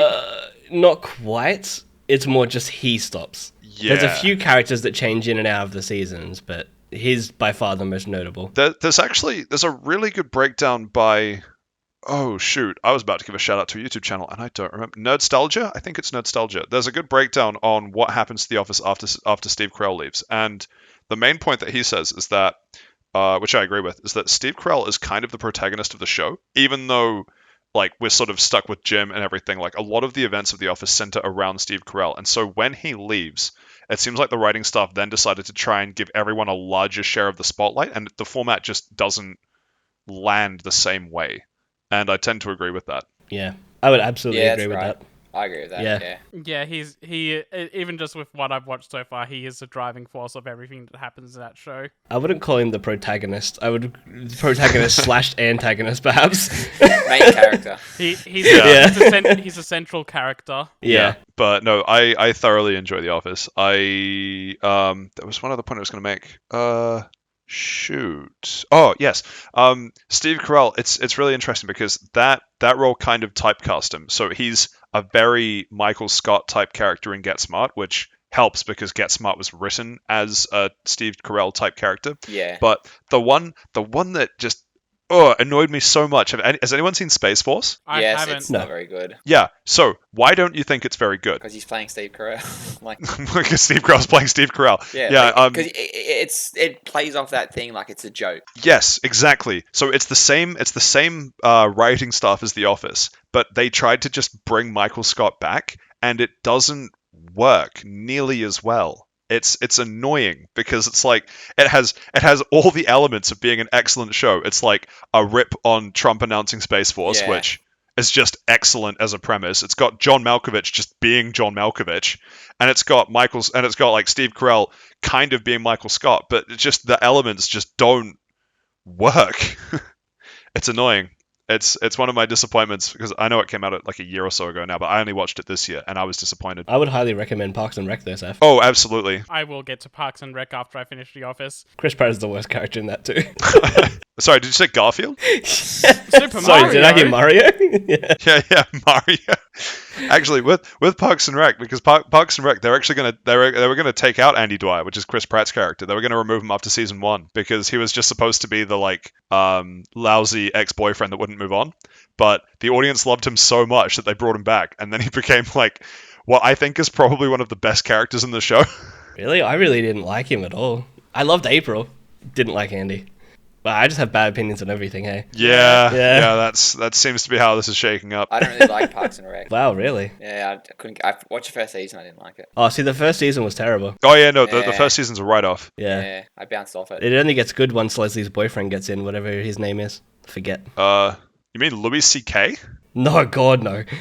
God, no. The nerdy dude. Oh, Adam Driver. No, Adam Driver. It's not Adam It's Driver. not Star Wars. Oh, yeah, that's the Star Wars guy. He would have been like Adam, 12 Adam when that Scott? was on. I don't think it was Adam It's the anything. guy that plays Ben White. It's the guy It's- that plays Ben White. His first name is Adam. I don't remember his last name. Oh, think I it's don't Adam know Scott. his actor's name, but yeah, Yeah, but whatever. the character is Ben Wyatt. Yeah, Ben White. Yeah, he's by far one of the best additions they made to that show. Excellent. Yeah. No, so you're telling me that the Andy Dwyer / Chris Pratt is not one of the best things in the show when he has one of the best and even improvised lines of Leslie being sick to the stomach, walking out of the office, and then bloody Andy just types into his computer and then just gets Leslie on the way out going, Leslie, I typed a sentence into the computer and it seems like you might have network connectivity issues. That was a good one. I think funny. the other improvised line about Kim Kardashian was also pretty peak, I will admit. Which one You was don't know that? that one? So they're I talking probably do. about... I've seen it enough. I just don't remember the line. It was a deleted scene, but I keep seeing it on like Facebook videos and stuff popping up as a meme. But basically, they're talking about comebacks, and he goes, "What about Kim Kardashian?" They all kind of go silent. He goes, "I'm pretty sure she could come on it back," and they all start laughing, and it gets cut. Oh, We would probably have to cut that from the podcast too, but pretty funny. that deleted scene. I have seen that. Yeah, that's good. Both of those are good. They were kind of like peak TV sitcoms of 2010-ish era. Yeah, no, they were good. Workaholics was also better than I thought it was. I like how Seth was given like 4 seconds to talk about this and we hijacked it. Yeah. Whoops. Yeah, Steve, you were there last week. This is what happened. Steve, Seth wants to talk about something. We have to make it our job to either draw it out or just make sure Steph stops talking about it. we chose Plan A this time. To be fair, he did say he was done with his 4 seconds. I was. I didn't get the scream I was promised though. Yeah, that's true. It's Maybe alright. later. We'll edit. If you'd like to see the screen, I'm kidding. We edit a Wilhelm scream in like right here. Oh no, not Wilhelm. I was thinking of the Tom and Jerry scream. Yeah, Tom and Jerry much better. What would you give before we move on? What would you give it out of 10 for a show that came out like 2005, 16 years ago? God. What would you give it? Like an 8 so far. I've been enjoying it quite a bit. I think it's really funny. The fact that you've given it an 8 with season 1 included, oof. Yeah, no, seasons 2 through when Steve Carell leaves, peak. What did you guys give it? During the good seasons, probably an 8 or a 9. Yeah, I'm about the same. Yeah, it drops off. Probably, it's still a 7 or 8 in total. The problem is the total includes season 1 where Yeah. Steve Carell's character was just done. Like he didn't. He wasn't fully realized yet. Yeah, it was a writing problem, I think, with Steve Carell's character in episode 1 because that was trying to pull the Ricky Gervais character and it just didn't work, and they realized that and corrected it. Season 1 in general feels like a testing ground. It's also Yeah. like 6 episodes. It was very much a test. Which is why when they rewrote it and did season 2, it was just so much stronger. So including season 1 and all the seasons where Steve Carell isn't in it, I'd probably have to give it like a 5 or a 4 overall. But it's Ooh. just because when he's in it, it's peak. It spikes. I will say though, the one thing I missed from season 1 is his incredibly tight collar around his neck that gave him a weird double chin. And the slick back hair. And the slicks back hair, yeah. In season 2, they dressed him a lot better. And I think he might have lost some weight as well, and it's just not as good of a look. Was Yeah. season 1, did they have the temp in season 1? They have the temp through most of the show. Yeah, he's still in Yeah. season 2. The most awkward thing I've ever seen on TV is that scene where the temp's sitting in the room and they're joking about firing Pam. Is the most awkward thing I've ever seen. Yeah, It that was for season so one. uncomfortably long. I think So- that was episode 1, actually. I think it was episode Yeah. 1. It was horrible. So they did episode 1 for the US office as like a shot-for-shot remake of the UK office episode 1. Yeah. But Ricky Gervais jokingly giving bad news, you're like, oh, it's Ricky Gervais, it's fine. Steve Carell being an unknown force, just being a dick. Yeah, You're that like, was literally oh, just this so is just hard to uncomfortable. watch. Yeah. That and Jenna Fisher is just like a genuinely lovely human being. Yeah. You're like, oh, I just feel bad. Yeah. It wasn't Why is this the funny. pilot episode? I ain't watching this. Yeah. Anyway, should we move on? We absolutely should. So you're forbidden from talking about Spider-Man. Cool. So what else have you been up to this week, Seth? So just like to avoid that forbidden for a moment, I did watch Spider-Man. I enjoyed it. I'll look forward to talking about it with you guys when you all watch it as well. Yeah. See you in 2 months. I'm seeing it tomorrow. I spent most of yesterday and today trying to get through the rest of Final Fantasy XIV, and I'm almost there. I'm up right before starting this podcast. I was trying to queue for the final trial fight, which is like the big 8-man boss fights, and I just didn't get a queue. And apparently, I've got like an hour of content to go through after that's done anyway. So it's better I just leave that to later because there was no way I was getting through that before recording. When I was like half an hour away from starting this recording. Yeah. I'm almost there. The last time I talked about this, I mentioned how the moon was the 4th zone. I've been to the two. I've been to the two zones after that. They're both probably the prettiest zones Final Fantasy XIV has ever had. They're just incredible to look at, and the story goes a lot of dark places after the moon. And I've been enjoying this game a ton. Are the queue times better? The queue times, That's a no. More people keep migrating from WoW, so... Remember, your benchmark is 3 hours. yeah, no, it's better, but also 2 hours 59. no, it's So from what I gather so far is that the 2002 error that was affecting people in queue is somewhat remedied, not completely, but it also means that even with a lower queue number now, you're still waiting as long as if you were like... So triple digit queues are about the same as quadruple digit queues were a couple of weeks ago, because less people are being kicked out of the queue waiting by that error. Oh, I see. Yeah, so less people are in queue now, but it's because less people are getting kicked, you're sitting in there about the same amount of time. But there's been enough of a drop-off in players now that I'm getting in there relatively okay now. Like, I was at 780 when I queued this morning, and that was about a 30-minute queue, so that's not too bad. Imagine paying for a game and then you still got to wait 30 minutes to play it. I don't understand MMOs. I don't think I ever will. Wait, but Josh, remind Steve how much it costs to play Final Fantasy XIV? Oh, fuck, here we go. I don't know off the top of my head what the total cost would be for all of the expansions and the sub, but what's the sub in Australian stuff? Like $21.50 Australian? Something like that, around $20, Yeah. $21. Plus the expansion? You have to buy the game, and then you got to pay a subscription. Then you got to pay for the internet and your power. What next? Yeah, but you know what? It's less than $80. So Dragon Ball Breakers, right? It's gonna. Yeah. So hear me out. So I want to touch on this for a moment. Final Fantasy XIV lately has been so successful, and that queue problem has been so bad that you can no longer sign up for the free trial and you can no longer buy the game. I love that that's a sign of success. Yeah. I saw the meme from the chick from Avatar where it's like, there is no war in Ba Sing Se. It was there is no acclaimed trial. There is no trial of acclaimed game Final Fantasy 14 or including Heavensward. I just died. I thought it was amazing. Yeah, the one I've seen is the Final Fantasy XIV advertisement of start your free trial and buy the game on the main website. But it says, do not start your free trial. Do not buy now. Don't you fucking dare upgrade your free trial to the full version. And also, the Drake or Dre album that's suffering from success, but they've photoshopped in Yoshi P's head. I think that's Drake. Yeah, I've seen that one as well. You just imagine the boardroom meeting where they're like looking at the player counts and the queue times. Like, we have to stop people from buying this game. We've done it, boys. We've made it. It is It's the too most successful. nuclear option you could have in this situation. You just have to hit the button of saying, don't make any more money for a month. No, but think about it. It's actually the best marketing strategy. Like, no, please don't buy our critically acclaimed game that everyone's trying to buy. No. Please don't sign up for the free trial that gives you access to so much of the content for free. No. Whatever you do, don't take that free trial and upgrade to a paid trial where you get so many hours of content and like really well done. Whatever you do, don't do that. Please, I'm begging you. But they're actually being serious about it because they've already pressed the button, so you can't actually do those. Yeah, they've literally removed it off Steam to be purchased twice now, which is crazy. It's to the point that the Final Fantasy XI Twitter is being more active now, and they're doing a return to Final Fantasy XI campaign, and they're doing a discount on their subs. You know what all that means for me? I want to play 14 even more now. You should play 14. It's very good. I need to go back into it. I am part of the problem. I have such FOMO now.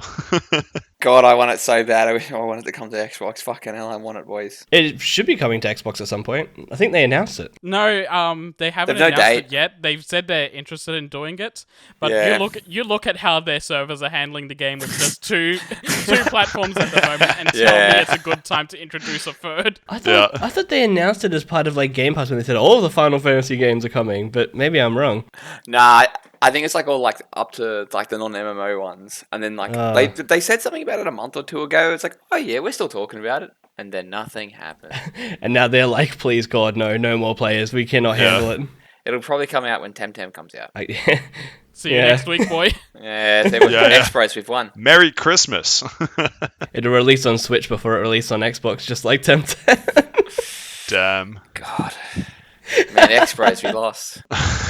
There was something else I wanted to mention about 14 that was really funny. Can we mention the vague threat that says someone said if you spoil it, they will... What would they say? They'll brick I will someone. brick someone. Yeah. Yeah. I'm pretty sure that threat was directed specifically at Steve, but that was our audience question. Aside from the threat, there was a question in there too. We'll get to that at the end of the show. Yeah. Okay, no. I mentioned both things I wanted to mention. It was the Final Fantasy 11 is starting up all their campaign to go try and get people off 14. And, yeah, that you can't buy it anymore. Are you liking 14? Is that where you're going with this? Yeah, no, my Okay, my good. cap off is fucking Endwalker is amazing. I love it so much, and I'm really annoyed that I had to stop halfway through the final mission to come record this. Oh, we could have delayed it again. Yeah. And if you guys want to go out and play 14, you can't. I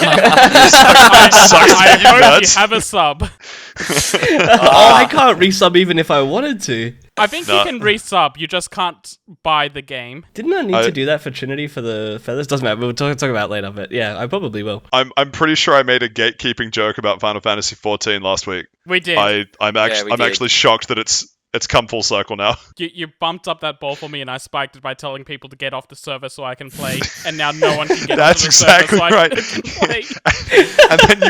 and then you went to your big brother, the developers. Thank you, Yoshi P.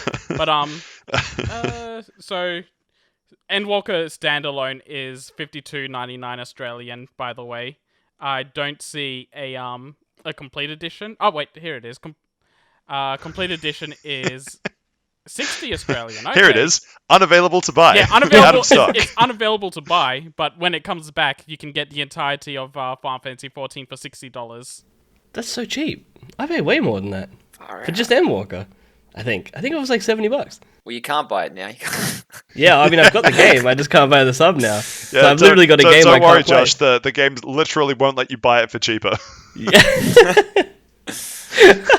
No, I bought the expansion, Get so wrecked, if I nerd. actually can't sub, I'm going to be pretty salty because it's like the expansion released and it's like, now you need a sub to play it. You can't buy this Yeah. sub. just think about this. If you let that sub lapse, you lose the game forever. Oh, imagine you're like actively playing and you have like 1 day to pay or whatever and you just can't play it until it comes back. Oh, how salty would you you'd be? be Yeah, Filthy. no, that's why I think you can still sub if you've got the game active. It's just Yeah. you can't like buy the game outright and sign up. Or sign up for the critically acclaimed trial, including all the content up to Heaven's. I've tried to set up that joke last week, by the way, and I forgot what it was, so I just didn't bother with the whole thing. Yeah, it didn't land. I can't remember the entire thing either, Yeah. but I know that's part of it. It's like a It's full good. paragraph. It is. It's good. It's exclusive. So if you're not part of the club, get fucked. Final Fantasy 14 is now an NFT. No, it's Screenshot. Digital not scarcity, harming finally. the environment like a single NFT does. I don't know, man. The amount of people with their computers turned on playing this game currently. Or just in the lobby waiting to get let in. Yeah, they're not even playing. Yeah, true. The amount of people idling. Still not as bad as one NFT farm. That's true. Ugh. Anything else you want to touch on? Or actually, yeah. Hang on. What was there anything else in your week? I think we hit everything. No. Yeah, I touched the Dungeon Fighter beta a little bit today, but I only did 3 matches. Not a lot to talk about there. So yeah, that's my week done. I don't want to get too spoilery on Final Fantasy 14. Thank you for that, Seth. It seems like that brings us to the end of this week's games. On to the news section for the week, I guess. Shall we start with DNF Duel? Seth. Yeah, so I wrote this before the weekend, but this DNF Duel over the past week dropped 5 character trailers every day of the week, leading up to its beta release, and the beta is up now. It's from the few matches I've played, it's really fun. I'll dig into it a little bit more on next week after I do some more rounds in it. So, like, how does it work? Does it still use, like, the original Yu-Gi-Oh! Duel sets, or is it... I'm making a Yu-Gi-Oh! Joke here, but I did sort of got lost along the way. I'm sorry. Maybe just cut this out. I'm gonna keep it in. No. You know what? Leave it in. Please don't. I want Steve to come back and remember this, and I want all of me our too. I want all of our one listener to remember what you heard here today. Every time he makes a bad joke and it actually works, I want people to know that there's ones where it doesn't. 10 that don't, right? Welcome to the behind the scenes, where you get to see the creative process and the mind of the psychopath that is Steve. You could hear the gears turning in his head as he was failing that. Yeah, joke. no, I just couldn't fucking get there. you could feel him want it. Yeah. You know what really grinds my gears? Anyway, moving on. Next up in the fuck, what an awful segue. Next up in the list, shall we discuss Grumble Fantasy versus? Yeah, so Grand Blue Fantasy Versus is getting 2 new characters that are already out now. They're also bringing out some new additions of the game to bring down the cost of the game in total, because before this happened, it was over $150, I think, to get everything in the game. And now, Oh, that's almost 2 times $80. yeah, Yeah, that's God. almost 2 times $80. Not exactly though. But they're letting you buy the game, though, right? Yes, they are indeed letting you buy the game now. Still, Wow, I'm automatically more on board. I don't know, it's not exclusive enough. It's not popular enough for like Final Fantasy 14. But no.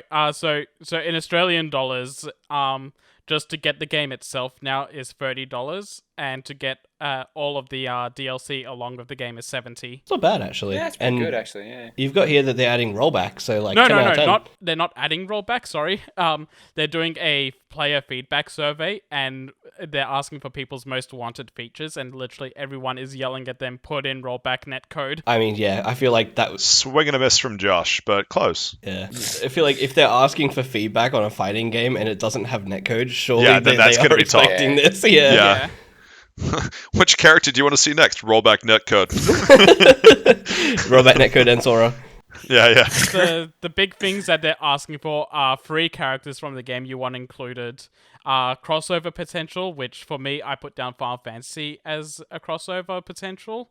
It probably won't happen, but my mind was going, Grand Blue Fantasy's characters are all about like different weapon types, so the only thing that was coming to mind of characters with interesting weapons was Final Fantasy. Oh boy, I can't wait for them to add 7 different sword fighters from fucking Fire Emblem. Oh no! Hey, they play differently, okay? Yeah, there's Marth Surely, 1, dude. Marth 2, Marth 3. Yeah. Sometimes they swing their sword differently, alright? Some have counters, some are just useless. Not the only Grand Blue Fantasy news we have this week, though. Grand Blue Fantasy Relink, the RPG, is coming out in worldwide in 2022, and they also announced that it's coming to PC. That one I'm actually really interested in because it's got both a very intricate single-player mode, but it's also got a separate 4-player co-op story mode alongside it as well that's completely separated from the single player. So from what I've seen of that 4-player mode, it's kind of Monster Hunter-ish. Oh, I'm down. Yeah, so I'm nice. kind of interested in that to see where that goes. It's coming to PC. Look forward to play it with you. I mean, that would be great, but we also have, like, Monster Hunter coming to PC. We do. I mean, I don't know. You tell me Monster Hunter's coming to PC and something that's like Monster Hunter is coming to PC. I know which one I'd pick. I'm just saying. There's never enough Monster Hunter. Sometimes you want to play Monster Hunter with prettier anime boys. Can't relate. Monster Hunter is too good. Fair enough. Moving away from Grand Blue news, though, back to Dragon Ball. Welcome back to Dragon Ball. Dragon Ball cast. Android 21 being announced for Fighter Z. Yeah, so I put this down hoping that Josh would kind of get confused by the way I summarized it. I was absolutely confused because I looked at this and then I was like, but she's out in the game. She was released. She was the main character. Yeah, she I was was like very the entire confused. plot device. Yeah, I was like, what? They just announced earlier today that they're adding Android 21 in her lab coat as a playable character in Dragon Ball FighterZ at some point. Honestly, impeccable taste from the developers. It is fantastic taste. When I saw this, my immediate reaction was, "Yo, my wife is in the game." It's always good when the developers and the community are on the same page. Yeah, they just need to add rollback netcode. Is it Android 21 wearing rollback netcode? Oh. Mwah. Surely it's Rollback 21 wearing Wow. Rollback you for tried. Surely it's rollback netcode wearing Android 21's lab coat is what I meant to say. God damn it. Didn't even say 21 correctly. You're not doing well. No, I'm not. Just call me Steve and let's move on. Yeah, if I keep Alright, my Steve. mistake, and you got to keep all mistakes. All right, so now we need a new host. Microsoft. Shall we move on to that, Steve? Microsoft asking if it's okay to profit off the Red Ring of Death. So I've actually this has come out of that docu-series that Microsoft released, a 6-part sort of like the history of the Xbox celebrating its 20-year anniversary. I've watched about 5 of these episodes, and I actually saw this episode today. Did you get to see where Willy Wonka runs around the Xbox factory putting red rings of death into different boxes as surprises for the kids? Or Yes. He literally like sprinkles it. It's like an Oompa Loompa song and everything. I love that imagery. So they actually talk about this, and it's like pretty like they were in damage control for ages. Yeah, it cost them a lot of money. Yeah, over $1 billion, and they pretty much just say it's like, yeah, everything's fucked. Give money like that. So they had to go to the head of Microsoft, not even Xbox Game Studios, and be like, hey, we need all this money to do this. Hey, And he's Bill like, yeah, Gates, cool. please help. I'm surprised that that it lived past that, and Microsoft like didn't just turn the thumb at them. Yeah, so even getting Xbox started was like pretty hard. It seems like, and then the Xbox was such like a big thing, and the 360 was such like it had very good sales numbers, and then this happened, so they had no choice but to fix it. You have no idea how much joy it brought me where you had to stop yourself from saying the Xbox One. The Because Xbox the Xbox One, One yeah. is a Yeah. console. Yeah. Yeah, I know. Yeah. Fucking whoever. The Xbox original. Yeah, so, the Xbox OG, fat. Xbox huge. So like Yeah. the episode I'll probably be watching tomorrow is the Xbox One episode. But those documentary series is like pretty good. They talk about like Kinect a bit. And how they use Kinect as a tool to go up against the Wii, and it just didn't fucking work. No. Because gamers don't want to play using their whole body; they want a controller. yeah. But they also talk about how Kinect's been used in like different research things and in different parts Yeah, of I know. tech.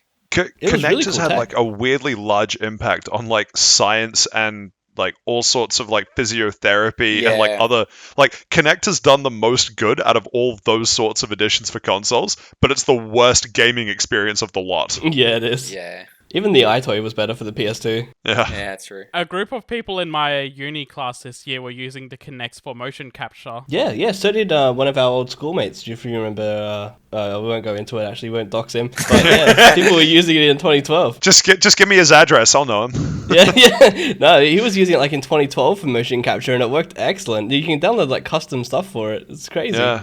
Yeah, no, some people that in my uni were using it for real-time motion capture in Unreal Engine. Damn, So man. it's the Kinect is a cool piece of software. Just Software even. the game developers didn't take advantage of it properly, I find, because a lot of games just didn't work properly. Yeah.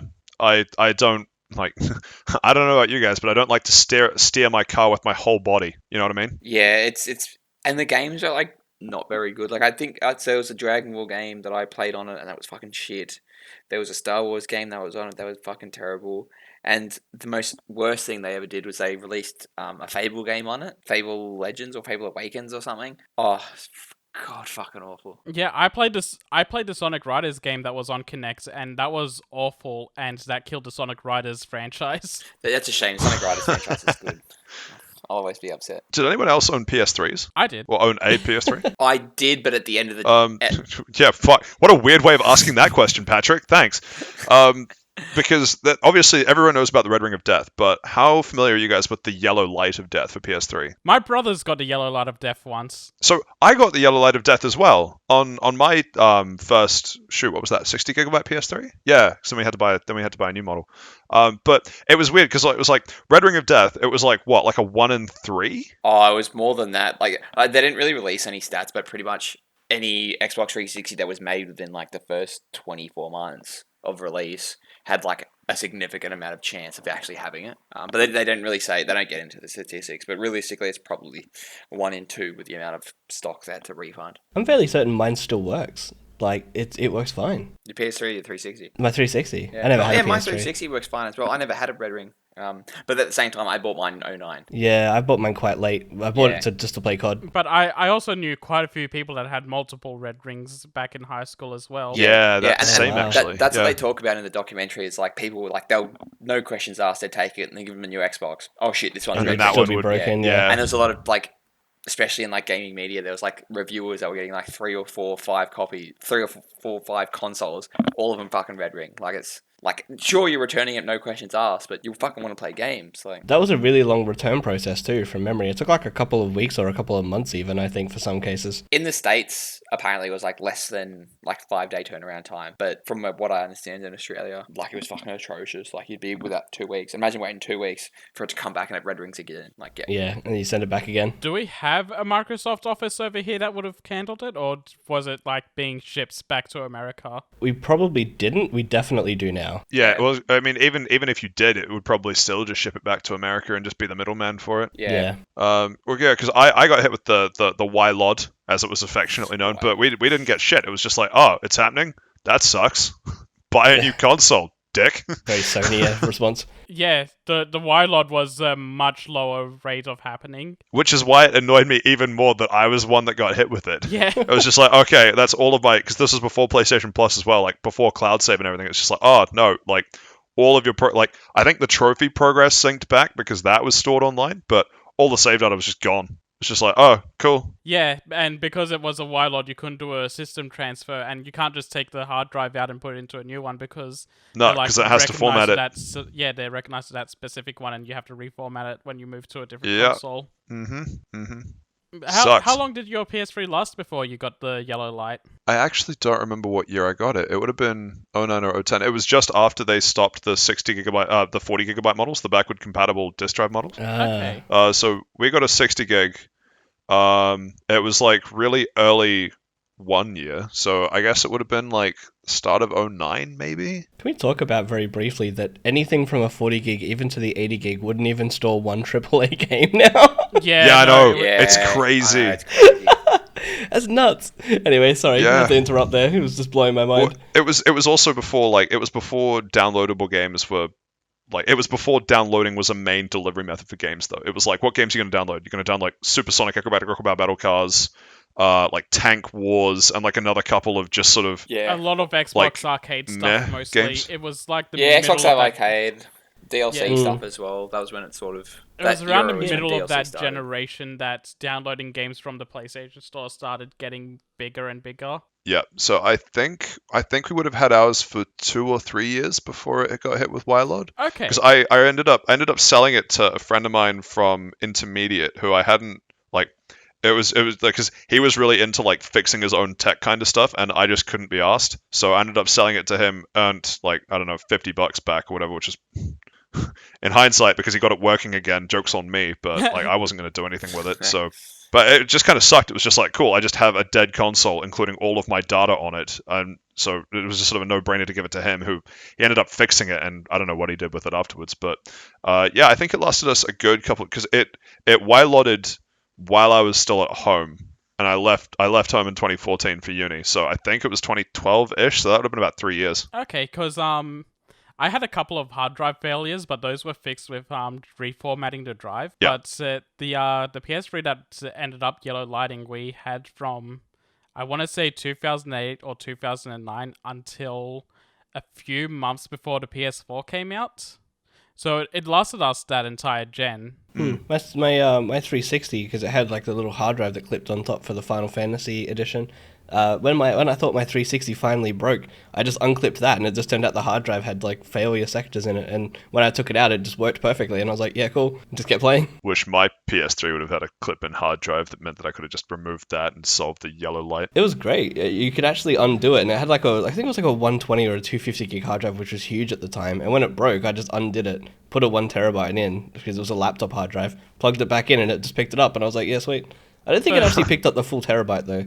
I remember buying like a 500 gig hard drive to put into my PS3 sometime that generation, and I really liked that. It was like it wasn't as easy as just taking out the clip, but I could just buy any hard drive from anywhere and just take out the slot and put it in. It was a generic 3.5 inch drive, wasn't it? 2.5 PS3s? maybe even. It would have been a 2.5 as a laptop drive. 3.5 shoot. is desktop size. So Yeah, it was just Yeah, any old no, it's cool. 2.5 hard drive you could get. So anyway, what was the end of it? So Microsoft went. How did we get so wildly off topic? So Xbox went to Microsoft and they're like, yes, we need $1 billion to fix it. So Yeah, and Microsoft pretty much said, yeah, sure, get it fixed. And that's it. It pretty much shows that like that was because the PS3 was releasing a year after the 360. The PS3 was a significantly higher price point. Yeah. Like Xbox is literally just wanking themselves off. Like, yeah, we did it, bros. We won. And then they red ringed, and that's just like tarnished the brand ever since. Like, even when the X Series X released last year, everyone's like, oh no, I'm not going to buy Xbox. It's going to red ring. And it's like, it's been fucking like 15 years at what point? Yeah, let it go, bro. Yeah. But it's just sort of driving consumers. Like, everybody remembers that. Everybody knows multiple people that had a red ring of death. It was such a big thing at the time. Yeah. You say that, but there are people that play games currently that they're not even as old as the red ring situation. We're not talking about that, big fella. Yeah, I know. Don't want to think about it. Positive vibes only, Josh. Get the memo. I think the red ring of death is like the most infamous tech problem in the console history. Absolutely. I'd say in like tech, or apart from like those, was it the Samsung S7s that were like blowing up? No, I said in consoles. But I mean in like in tech generally, like literally like in tech a generally, very it has high been fail worse. rate. Like a I don't know. Nintendo Switch, Nintendo in general online is probably more notorious. It's really notorious because it's still anti-consumer. That's less a tech. That's less the tech malfunctioning and more Nintendo being incompetent. Yeah, I would argue both. Like, the fact that you can't use your Switch if it's not connected to the LAN right now is just tech incompetence. But yeah, let's move on. Really? Oh, anyway, yeah, let's move on. Just real quick, one more point, because the actual point of I was put this on there was because they're selling posters of the Red Ring of Death now, so they're trying to profit off that documentary and the Red Ring itself now. Gotta start making that $1 billion back. To be fair, the red ring looks kind of cool. Yeah, claw that one back. Yeah, I nearly bought one, but let's not talk about that. I would probably buy one, I'm not going to lie. My Xbox did red ring a few times, but it was just overheating, and then I just let it cool down and turned it back on, and it worked. The Xbox 360 released in 2006, right? Yes. Is it really that long? Yeah. Oh my gosh. Yeah, it would have, because PS3 was 07. 15 years. Oh my god. Ooh. How many All right, zeros let's are move in on. 1 billion? I need to go do some thinking. Yeah. Okay, I think 8, that's... 7. Oh, 7 6, zeros? 5, 4, 3, 2, 1. I don't fucking know. 2, 3, 4, 5, 6, 7, 8. What? I don't even know what he's doing. Let's say there's 8. A million is 6 zeros. That's 100 million. So one more zero at the end of this. That's 1 billion. So to make back $1 billion today, they would need 1 billion. One NFT. Yeah, I know. We know. They'd need to make 1.4 billion to make back that money in today's equivalent. They can do that off a couple of red ring posters. Make the red ring poster an NFT. Boom, done. But they still have like and then put something in it so that when people right-click save it, it red rings their PC. So the big advantage that Xbox has is they have the big Microsoft behind them. Like, even though they're probably sort of different branches of the same tree now, like, it's just sort of interesting that, like, how much... Yeah. Long story short, I'd recommend watching those documentaries if you care about Xbox. So they're backed by billionaires, and they need to unionize. All right. So speaking of unionizing... Wow. Shall we get into Blizzard? It was so hard. Setting yourself up for that one. Oh, I had to. There's a chance to dig into the billionaires. I gotta do it. But yeah, who wants to speak about the Blizzard stuff this week? We can take turns. It's gonna keep going. All right, I guess me. I was expecting Pat to take over for that. Yeah, no, I guess not. I don't know. Part of me is just sick of seeing them in the docket every week. Yeah. It's just like, oh, guys, just like, don't be evil, please. This is okay. There is an element of evilness to this one, but this is more about the employees coming together, which is good. After all the walkouts and everything, a lot of employees are getting together to start trying getting unionized against to get workers' rights and stuff against Activision. The scummy part of this story is that Activision was sending out emails saying, "Oh no, don't talk about unionizing. That's bad. The unions are going to take all these rights and everything. If you want to get real stuff done, come talk to your HR manager so we can like take down notes of Sweep it under the rug. I mean, sorry, fix it." Yeah. I remember seeing it at the actual email that got sent out, and it was like literally just union bashing. It was crazy. Yeah, like I wouldn't be surprised if next week it's the news article is that they just hired a firm that's like, oh yeah, no, They you don't already have. actually you want a union, but so they have done that. Oh, They alright, there you are. they've already hired the same union bashing firm that Amazon uses. Yes, oh Which fantastic. is so not surprising. Yeah, The other scummy thing they did, which was in the article for Polygon, was that the management told them, this is the quote from their management told workers they'll no longer be paid for working out. For walking out, sorry. Not working out, that'd be working crazy. For walking out, yeah, but that's like, I'm amazed that they're doing that, honestly. Like, it'll probably stop a few people from walking out, but it's just more bad press. It's like, can you guys make a single good Yeah. decision?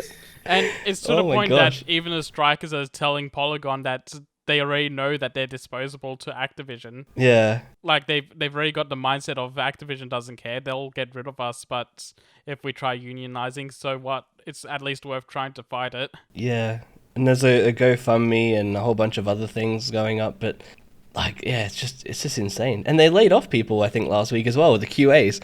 Yeah, we talked about we that. spoke about that last week. Yeah, Yeah, Yeah, But- if our listeners or Josh want to hear us talk about that, last week's episode. up now.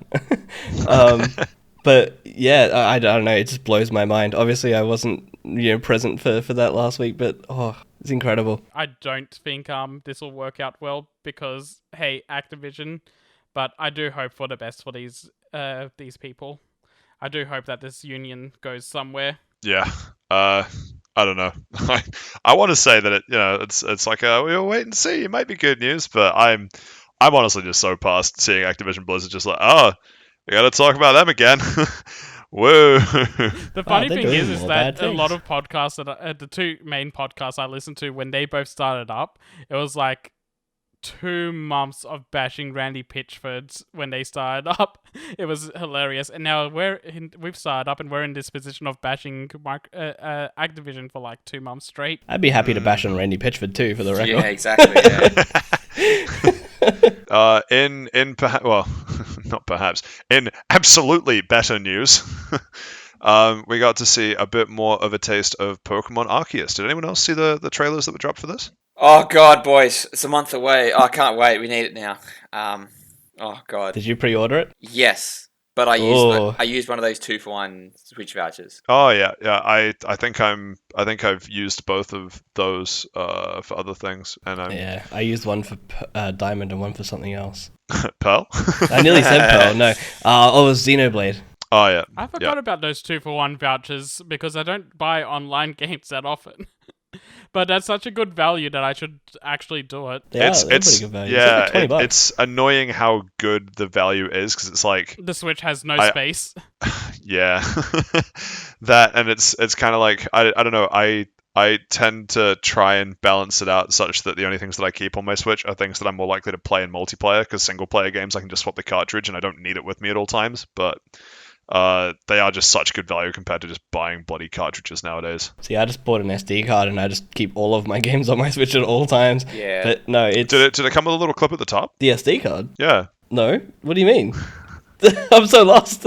Yeah. God, man, I'm just gonna change my name to Steve real quick. What I is tried it, to make a call back to the 360 bloody hard drive thing. Oh god. That was an easy Oh, that was reference, terrible, man. mate. Yeah. Yeah, to be sorry, that was on me. You guys had to be there. Sorry, that was my Yeah, bad. sorry, my yeah. You bad. miss 100% of the shots you don't take, but you shouldn't take. Michael Scott. Yeah, Wayne Gretzky, Michael Scott. There we go. Throw back to Man, the office. the- That's how you do it, Patrick. This entire news section has just gone down in flames. Anyway, Pokemon Arceus. So I actually don't know a huge amount of the backstory here. Is this supposed to? Because obviously there's references to like Diamond and Pearl and stuff, which is cool. I'm kind of on board with that. Is Arceus supposed to take place like pre-Sinnoh? Yes. Yeah. It takes Well, place yeah, like of course. 500 years before. I think it was 1,000 or something. 1,000. It was a lot. Yeah. So that's why the whole thing is like there's a lot of like galactic like the town. Actually, no, I can't really recall it, but there's a lot of like references to like what Yeah. occurs in BDSP. So that's what I find interesting, because it means that if this is 1,000 years beforehand, all of the Hisui variants are ones that have just not made it. Yeah, So they're that- both Yeah. extinct. Yeah. Literally Yeah. just Darwinism in action.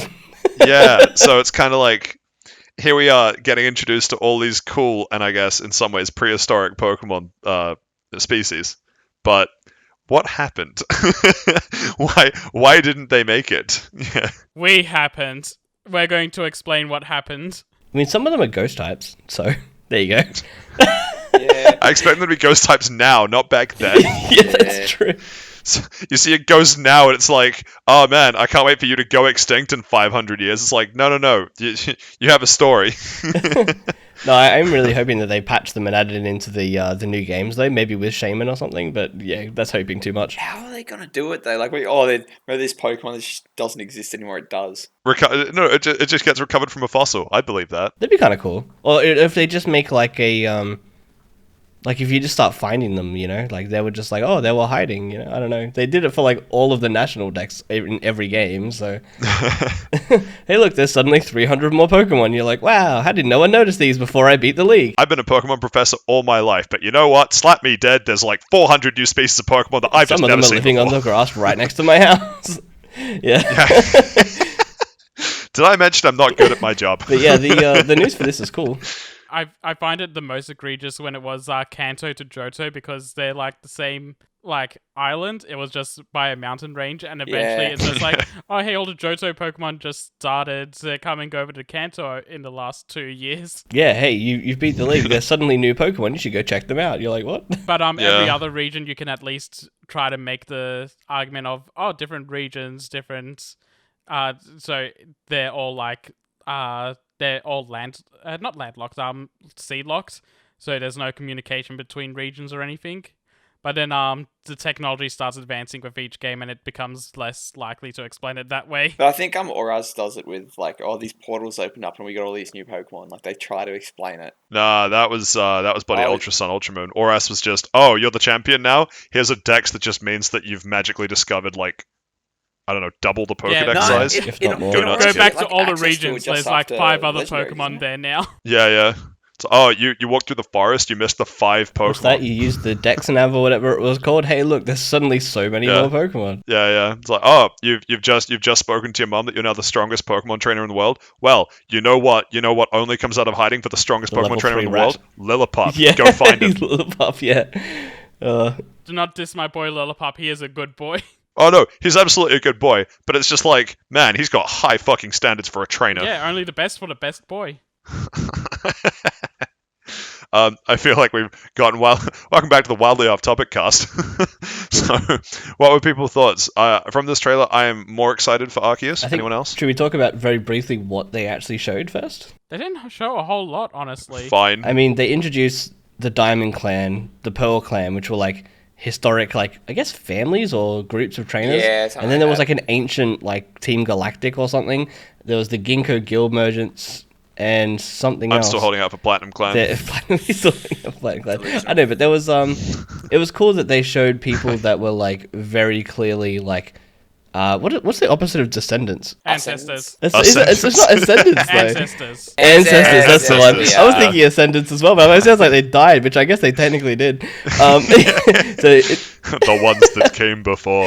it's cool that they have the ancestors and stuff, and it showed out like a lot of crafting mechanics and bits and pieces if you actually dug into it. So it's definitely going to be pretty like Monster Hunter-esque.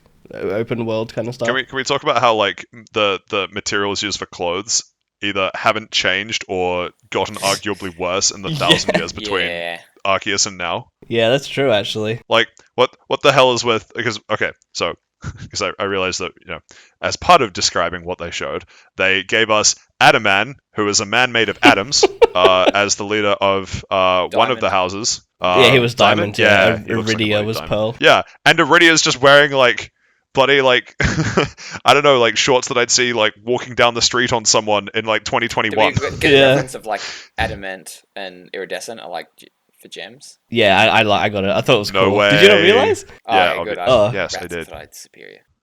But yeah, no, it was cool. I probably still don't plan on getting the game, but it's really cool. What Why do you not? mean? I don't have an interest in This a game. seems like that's- this You seems love like Monster Hunter, the you love Pokemon, bro. They're coming together. Boys, we made there's it. no competitive, you know. Like if there's a battle tower, maybe I'll be interested. But oh my god.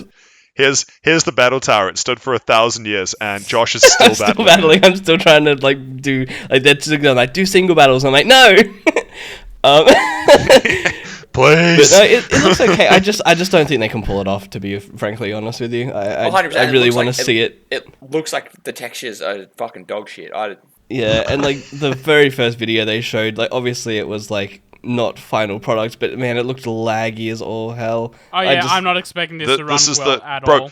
Okay, hold the fuck up though. So did BDSP before, like when everyone was playing it early access when they shouldn't be. Let's not. Yeah, but hold this was that a one trailer against that them. they released. This isn't like a it's not a game release that they've. copy, Yeah. All I'm saying, the day one patch will fix it. Just trust me. Arceus is going to be Arceus is going to be legendary. That's all I'll say. I hope so. If it turns out to be good, then I'll get it. But I just don't think I'm willing to pay for a game that is. I want this format to Yeah. work. This is like as Steve said, literally open world like Monster Hunter X Pokemon. This on paper is Yeah, If exactly I what have I to want. craft I every just hope Pokeball that I it use, delivers. I'm going to scream. There is no way I'm going to go shake a tree that respawns the next day so I can craft 5 more Pokeballs to catch a Bidoof. There is no, especially if I can miss the Pokeballs, like it looks like you can. There's no way. Looks like you just get good then at that point. Yeah, no, but it would be frustrating. If it's not time locked, if I can just sit there and I can play the game as much as I possibly can, I'd be happy and I would play it. But if they're time locking things and it's like, you need to do this today, you need to go get these crafting materials, you need to go do this, you need to do that. You need to go to the Valley there's Woodworks on a no way Friday I'm to playing get it. Driftloon. Yeah, oh, too real. But yeah, no, that would just drive me mental. I would hate it. Do you think Drifloon started taking kids 1,000 years ago, or did it just learn that behavior since? I like to think both. It took It's like- one kid it's like- 1,000 years ago, and now it's learnt the behavior. Yeah. No. It's like oh that was like that was like bloody like Peter the Drifloon back 1,000 years ago that went and took one kid and suddenly like every Drifloon is just painted with the same brush. No, I'm super keen. Yeah, I really want that to this work is the out. most excited I've been about Pokemon in forever. I can't wait to, for some reason, not be the one discussing Pokemon. Aside from Gen 2 and Gen 4. Yeah, Or aside Gen from 5. yeah, like since Gen 5, no, since Pokemon went 3D with X and Y, like since that was announced, this is the most excited I've been for Pokemon. And I wasn't a big fan of X and Y, but like them moving to 3D was a big and exciting thing at the time. Being able to move in more than 4 directions. Yeah, and Crazy. I enjoyed the rollerblades in that game. They were pretty fun, and then they removed them every other. Oh, fuck. They're I amazing. completely forgot about Yeah. rollerblades. So good.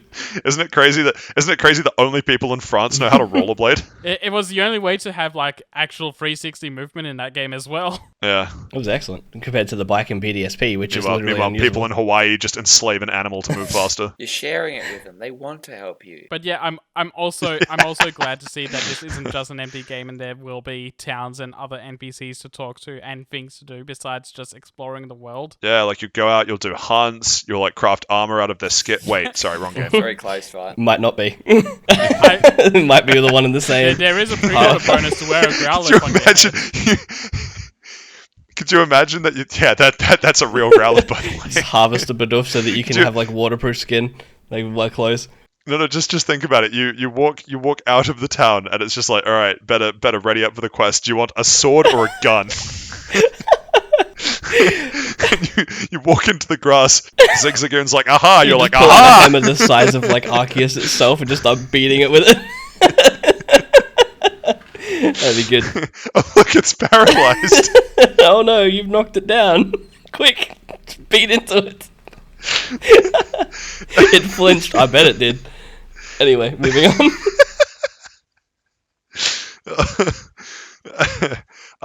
For the record, definitely anti-animal abuse. But Pokemon But- abuse. Yeah, it. Oh, I mean, I've hatched 2,200 eggs. My hands are not clean on the Pokemon abuse front. This just reminds me of the Team 4-star thing for anyone that's seen Dragon Ball Z Abridged, where he's like, we do not condone child abuse. We do, however, find it hilarious. And just continue to slapping the wonder if they kid. regret that joke because they made some edgy jokes in season 1 that they no longer stand behind. Yeah, They a lot of really it- did. Yeah, a Yeah. lot of it doesn't really hold up. Still funny though. Like in the context of when I first watched it, like 15 years ago. Yeah. Anyway, Time for the Game Awards. I was trying to think. I was trying to work towards like a great. I couldn't think of anything. Anyway, Game Awards, because that's the other big thing that happened recently. Shall we get into that? So, I don't actually know the best way to go through this.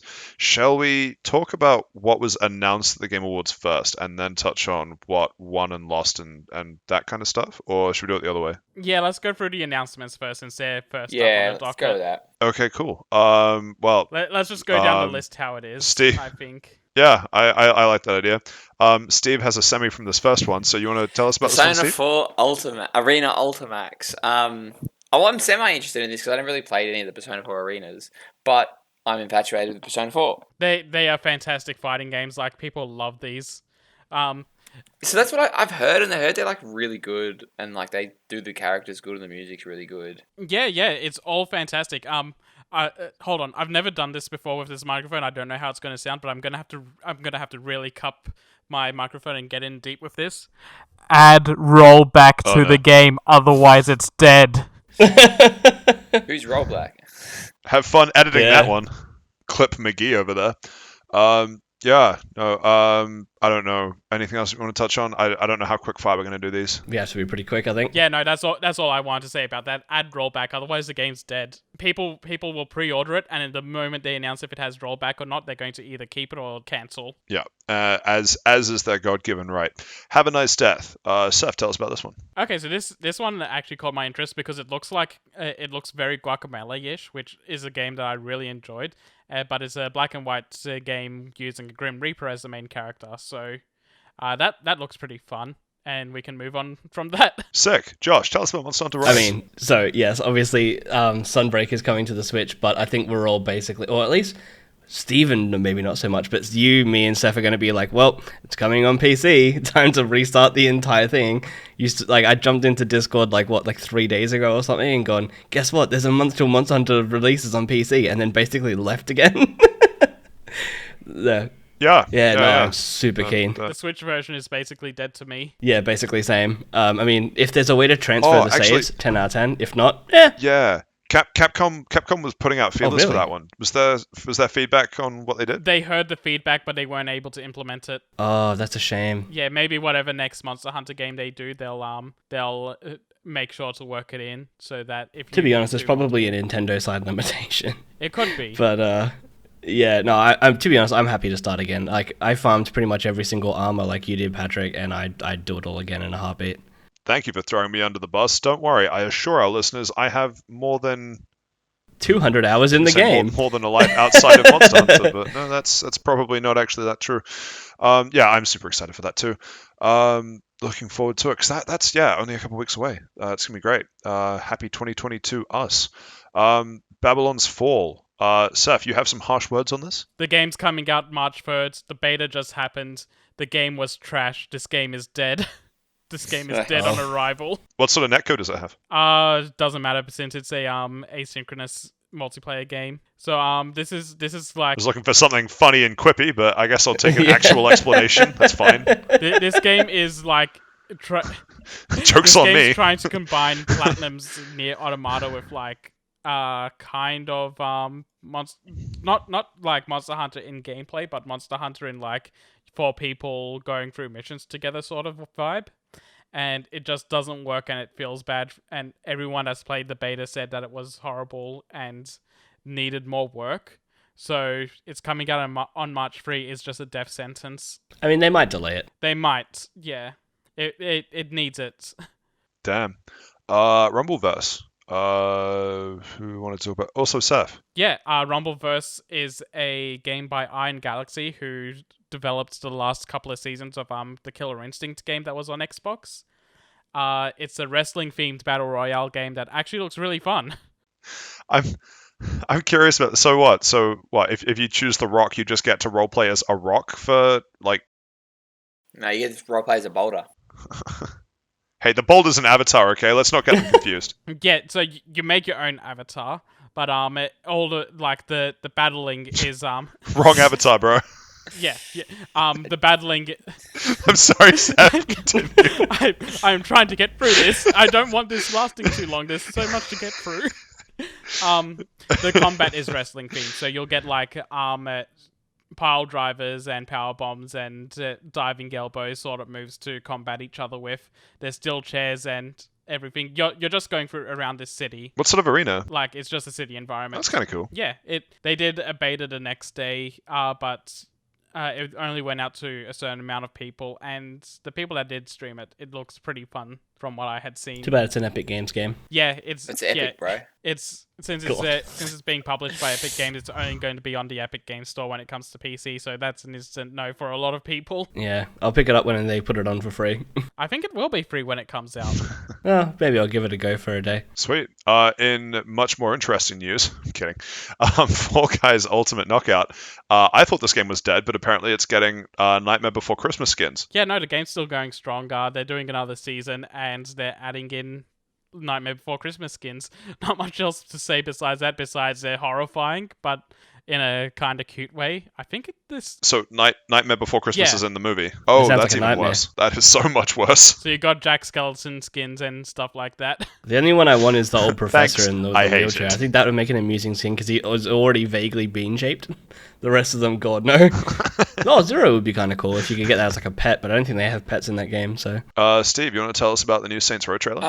I'm very cautiously optimistic about this. Like, it looks good, but they didn't need to do it. Like, it's Saints Row, like 1, 2, 3, and 4 are like fantastic sort of spin-offs of the whole open world GTA genre, and I'm just worried they're sort of it doesn't seem as like wacky as what it was. Because the initial... Who's this made by, actually? Because I thought... Was it THQ or Nordis? THQ Nordic. Oh, isn't it? no. They merged No, now, but yeah. what was the one Nordic that's the went out of initial one? business. I have the... I can see the image of the publisher and developer in my head, but I can't remember the name. I'm pretty sure it's Deep THQ, Silver. isn't it? Deep was Silver the does publisher, I publish think. it. Yes. Yeah. And are they the ones that are no longer around? No, Deep Silver are around. Yeah. Okay. It was either I thought there was something attached to THQ or Saints Row that Nordic stopped that went out after of 4. business because they were doing the Darksiders games, and then they became THQ Nordic. So that's probably what you're thinking. Okay, that would have been what it was. Okay, cool. Yeah, I'm also cautiously optimistic for this. I loved 3.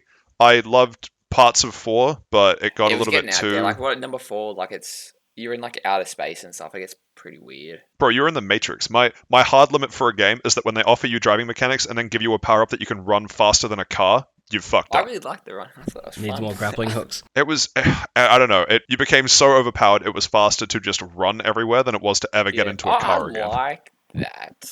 But yeah, it does get too wacky, and I'm worried that because just from when I saw the trailer and I think there was a gameplay video. Correct me if I'm wrong, but it didn't seem to capture that wild imagination. But at the same time, Saints Row 1 didn't. It was wacky, but not in that sort of sense. So maybe they're sort of trying to focus with that first. Yeah, no, I think 3 is the sweet spot, so I hope it's a return to 3.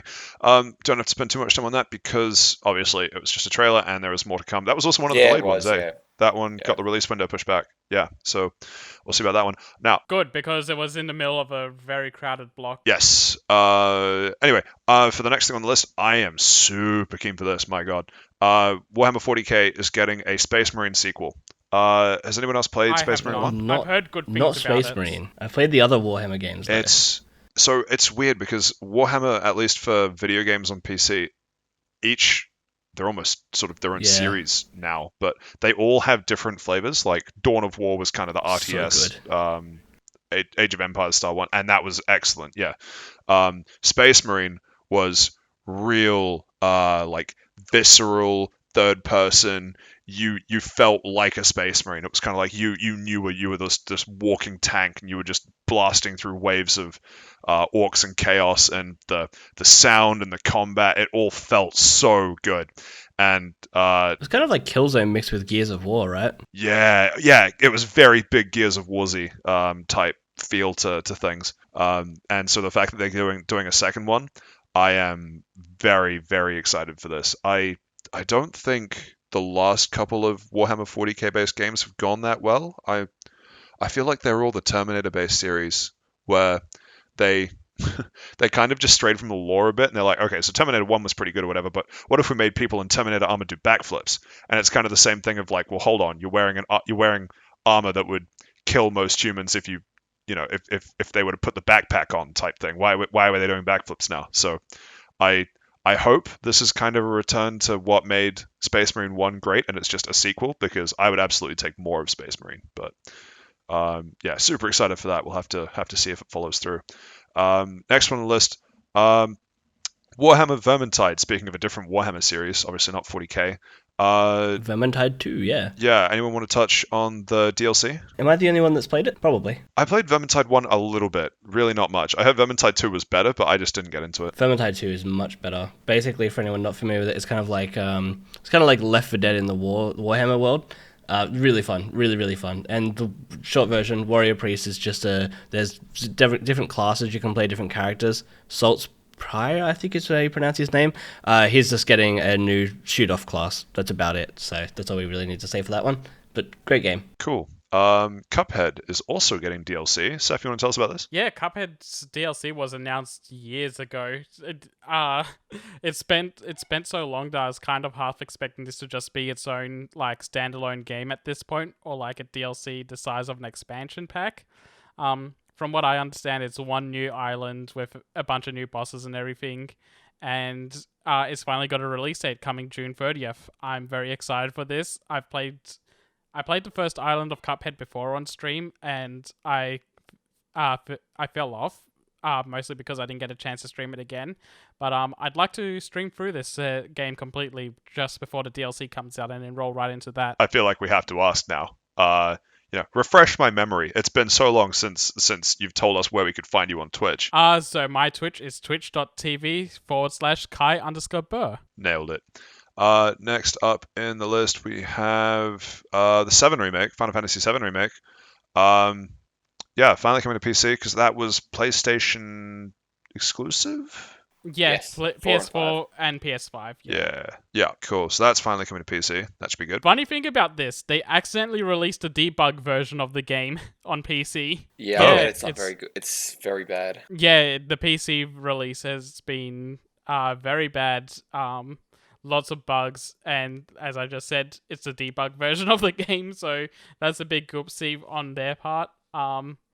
It's also Epic Games Store only. It seems like Square Enix just has a deal with Epic at the moment to put all their games on there for at least a year. I feel like that's not so much Square Enix having a deal, it's just Epic having the money to just buy the exclusivity for a year. Yeah. So they did that with Borderlands 2, or Borderlands 3 as well. Because the game A is in debug and also B is an Unreal Engine game, people can easily look into its files and everything. Yeah. And they've already found a Steam port for it, and it includes a Steam. Got him.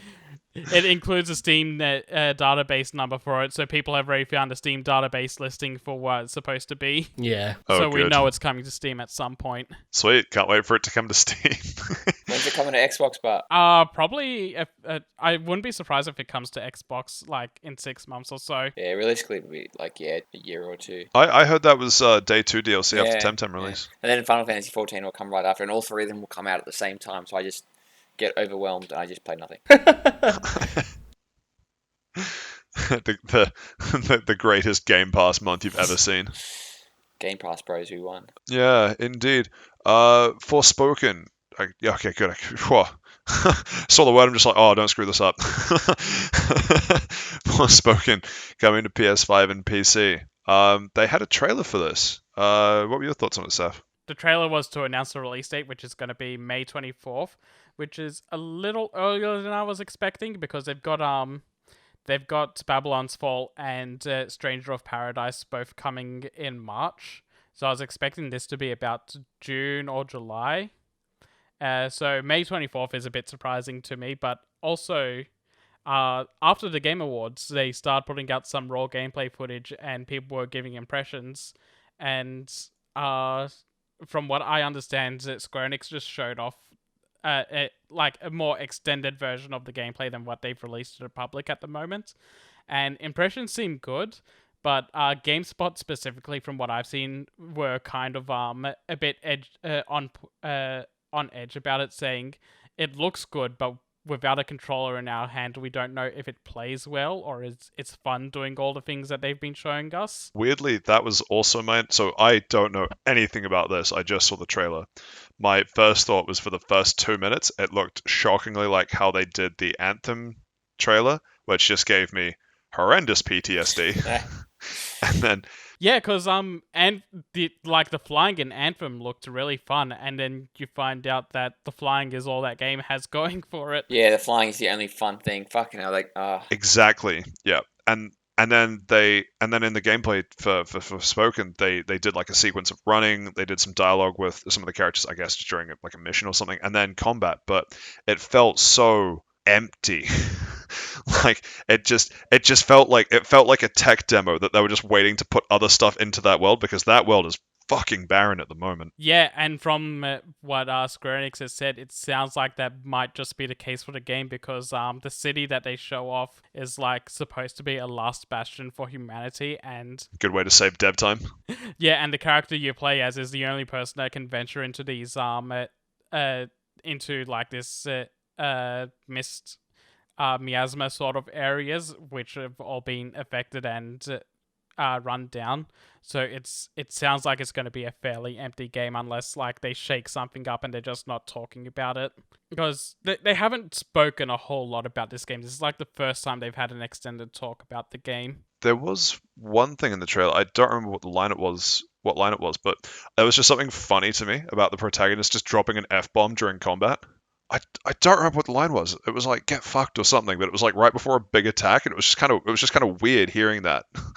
Yeah, no, there's the last trailer they showed for this was like a lot more quirky dialogue, which I wasn't a fan of. Like she's talking about how she's overwhelmed by having a talking bracelet and being surrounded by fucking dragons. Yeah, the last trailer looked terrible, to be honest. I think I watched it with you, Seth, when they announced it. We both just laughed at it. Yeah, this trailer tones down on that quirky dialogue a lot. It feels like that last trailer took all of the bad lines and put them all into one trailer, while this one was a lot more subdued. Yeah, I'll be well. What I've seen hasn't excited me, but I'm curious. You know, maybe there is something going for it at the end. It's also going to be one of Square Enix's. Oh no, it's not going to be their first one, because Final Fantasy VII's also doing it at the moment.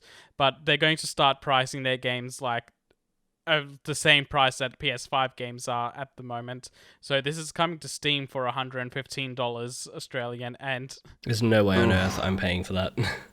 Yeah. yeah, I was about to say the exact same thing. I am waiting for this to go on sale. I wouldn't pay that for 7 Remake either. That's almost 1.5 times $80. It's the fact that they're putting it for that much, like, because if you actually do the conversion rate as well, it's way more than what it should be. Like, for Australian. It's over 80 Yeah. US, I'm pretty sure. Yeah, it is. And they did the exact same thing for 7 Remake, and it's like, not only are you just alienating your PC players, but you're also doing it at either a terrible conversion rate or just straight up scamming them. Like, oh my god, there's no way people are going to pay for this. That's just how game prices are done over here, though. Not always, though, especially not on Steam. Didn't you factor in the cost of shipping? Shipping the digital game, yeah, sorry, I should have thought about that, yeah. It costs bandwidth to send that to your house, bro. Yeah, god.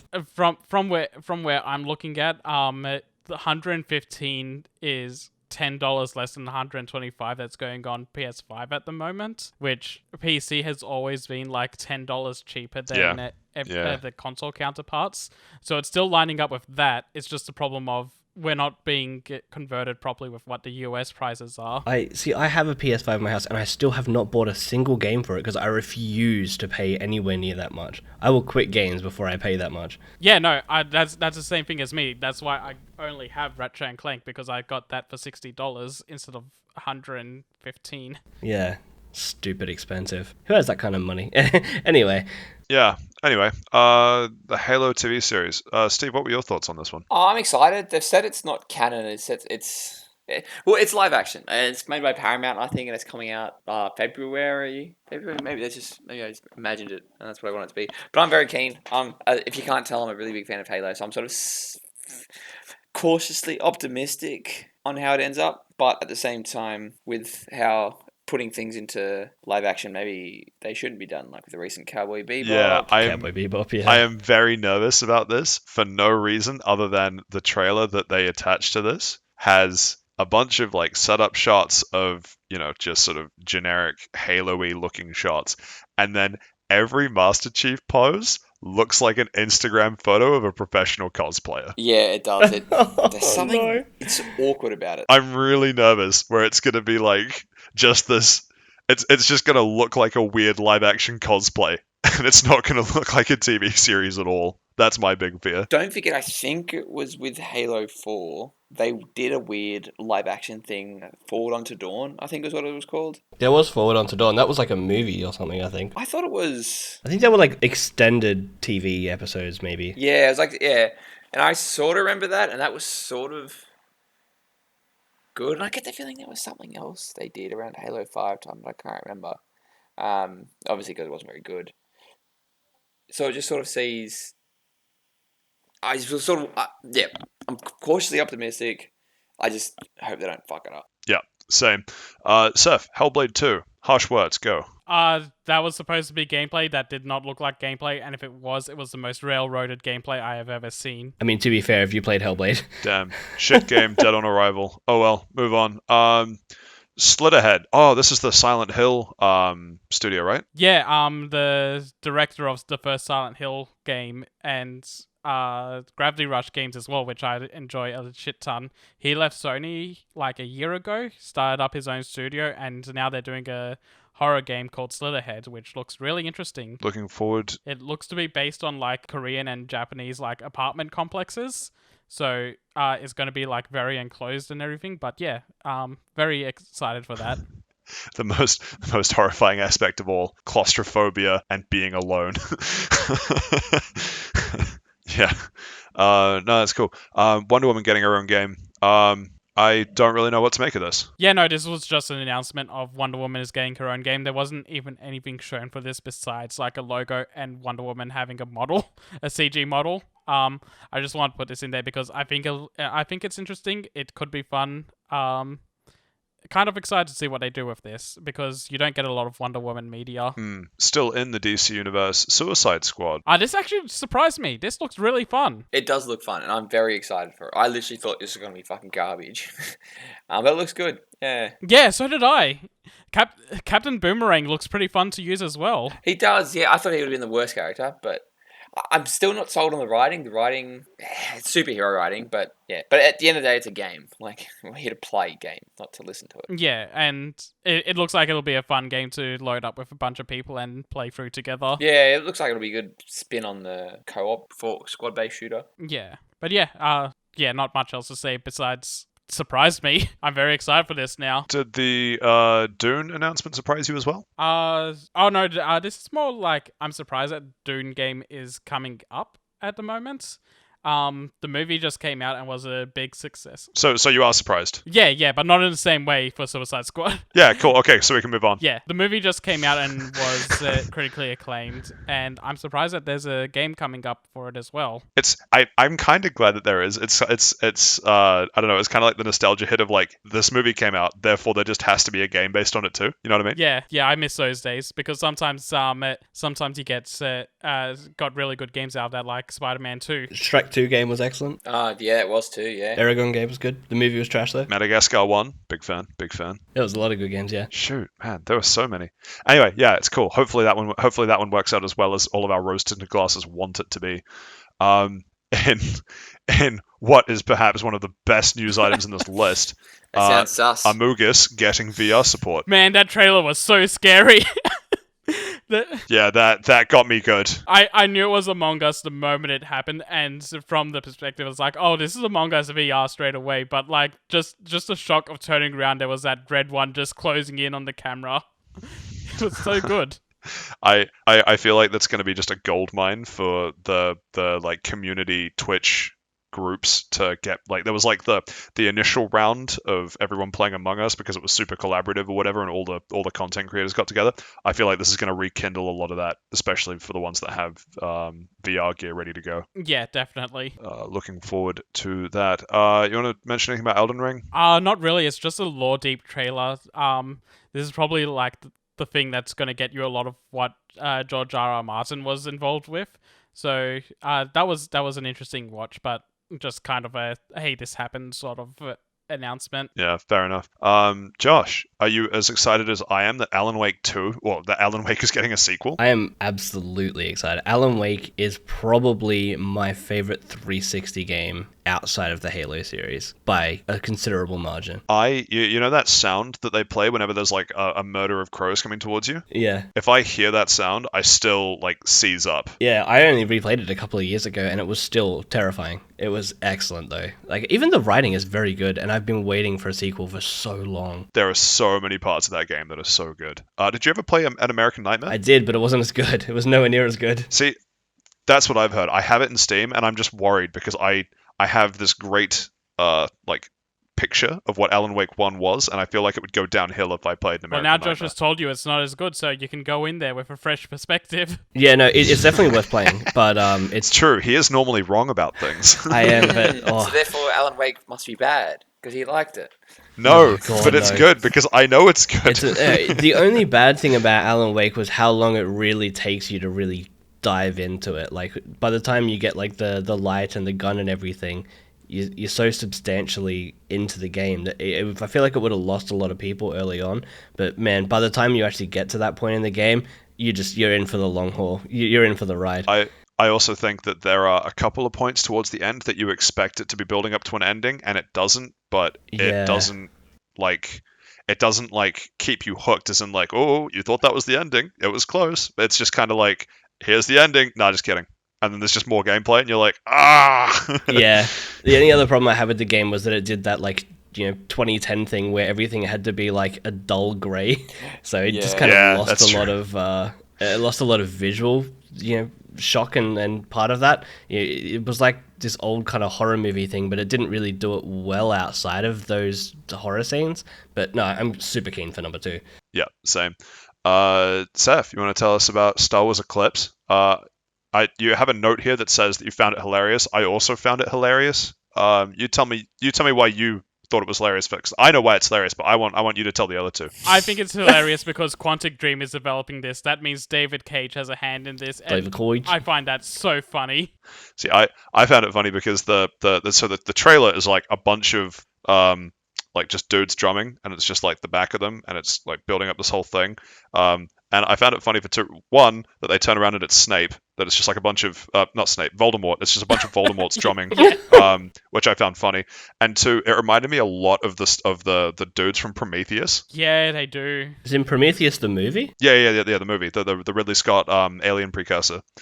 Where it's just like a bunch of like muscle-bound albinos. I'll have to go watch the trailer. I want to watch it. just kind of doing their own thing, and you're like, but this is Star Wars. What's going on here? I like the Quantic Dream games. I played Detroit Becoming Human earlier this year, and You liked it? I liked it. Wow, you're in the minority there. He liked Becoming Human. That's understandable. Quantic Dream has such trite writing, and they're horrible developers. It's going to be hilarious to see what they do with Star Wars and how Wow. they fuck it up. Clashing opinions. Oh. Let's see who's right. Yeah, I'm looking forward to it. I've liked all of the Quantic Dream games so far. Heavy Rain not so much, but Detroit Two Souls. Oh, Heavy Rain was the best of them, Oh. I think. Where's my son? You're combining two games there, buddy. There's Detroit Become Human and Beyond Two Souls, but there's no Detroit Two Souls. Fuck yeah. Okay, no, you're right. Sorry, yeah. Yeah, no, you're right. Two Souls is really good. It had a good premise. It had Willem Dafoe in it. I wonder if he's going to get sued for having illegal nudes of anyone in his game again. Oh, yeah, because true. the whole modeling thing. That's right. I completely forgot about that. Yeah, we'll have to wait and see.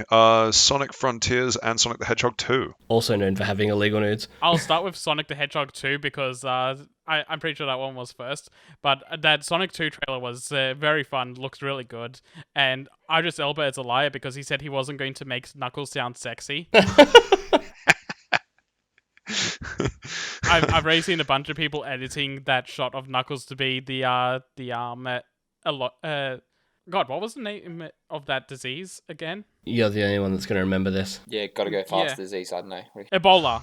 The Ebola Knuckles. It's the one that's As in always going... Uganda Knuckles or whatever that meme was. Oh yeah, again, yeah. Yeah. Yeah, Ugandan Knuckles. that's the That's one. it. That's the one. Do you know that we? Yeah, people have been editing that shot of Knuckles to be Ugandan Knuckles already, and those are pretty funny. I've seen a few memes about it, yeah. Yeah. See, I'm worried that you started with that he promised not to make Knuckles sound sexy, and I've seen people editing like things to make it look that way. And you work in an animation studio. Yeah. This is not a good look. I can do multiple things, but no, I'm not involved with Sonic 2. And do you want to touch on Sonic Frontiers? So Sonic Frontiers, I don't want to wish a game does badly, but It's a Sonic But- game. You're allowed to do that. It's, Really? I think it looks good. this is Sonic Breath of the Wild by the looks of it, and so many people have wanted Sonic in an open world setting, and to a sense, I want this to be good, but I also want this to disprove that Sonic open world is the be-all, end-all discussion of where Sonic should go. I think Sonic Mania proved What do you that. mean? Sonic 06 proved that it's a timeless format. Oh, Sonic 06 was an open world. It had open had world, open world elements. It had open oh boy, world back on elements. open Yeah. world chat.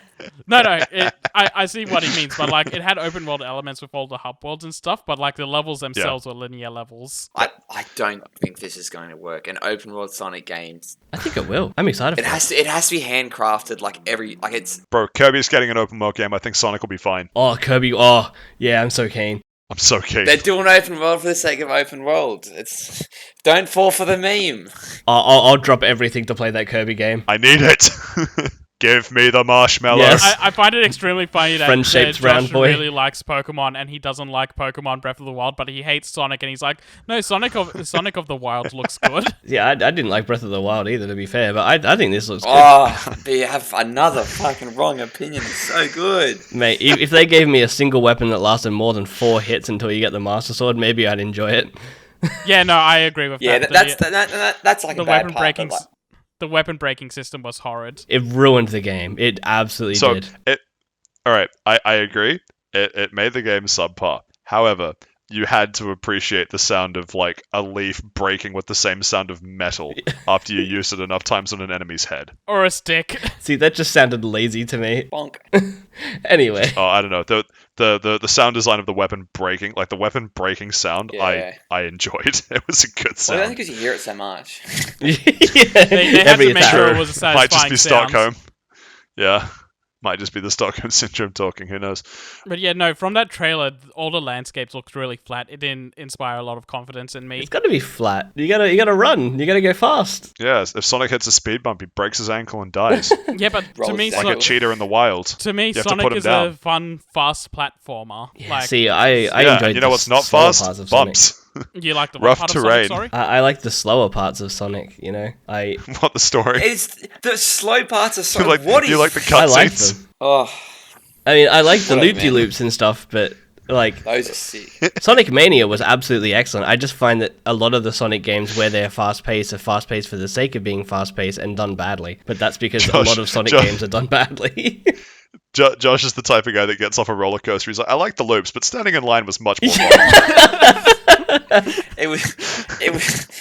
It was the journey we made along the way. That was the best I think part, I've just right? burned from too many bad Sonic games, just trying to be fast for the sake of being fast. But yeah. Yeah. Well, I say that, but like I haven't played like a Sonic game probably since I think it's like Sonic in the Dark Knight when he has the sword on the Wii. Oh god. God, that was fucking terrible. I don't even know Still what game better you're than talking Sonic about, and I Forces. already hate it. I played basically all of them, and yeah, like I want this to be good, but I also don't want this to be the answer of okay, Sonic is always going to be open world now. Basically how I feel about the Pokemon one, to be honest. Oh my god.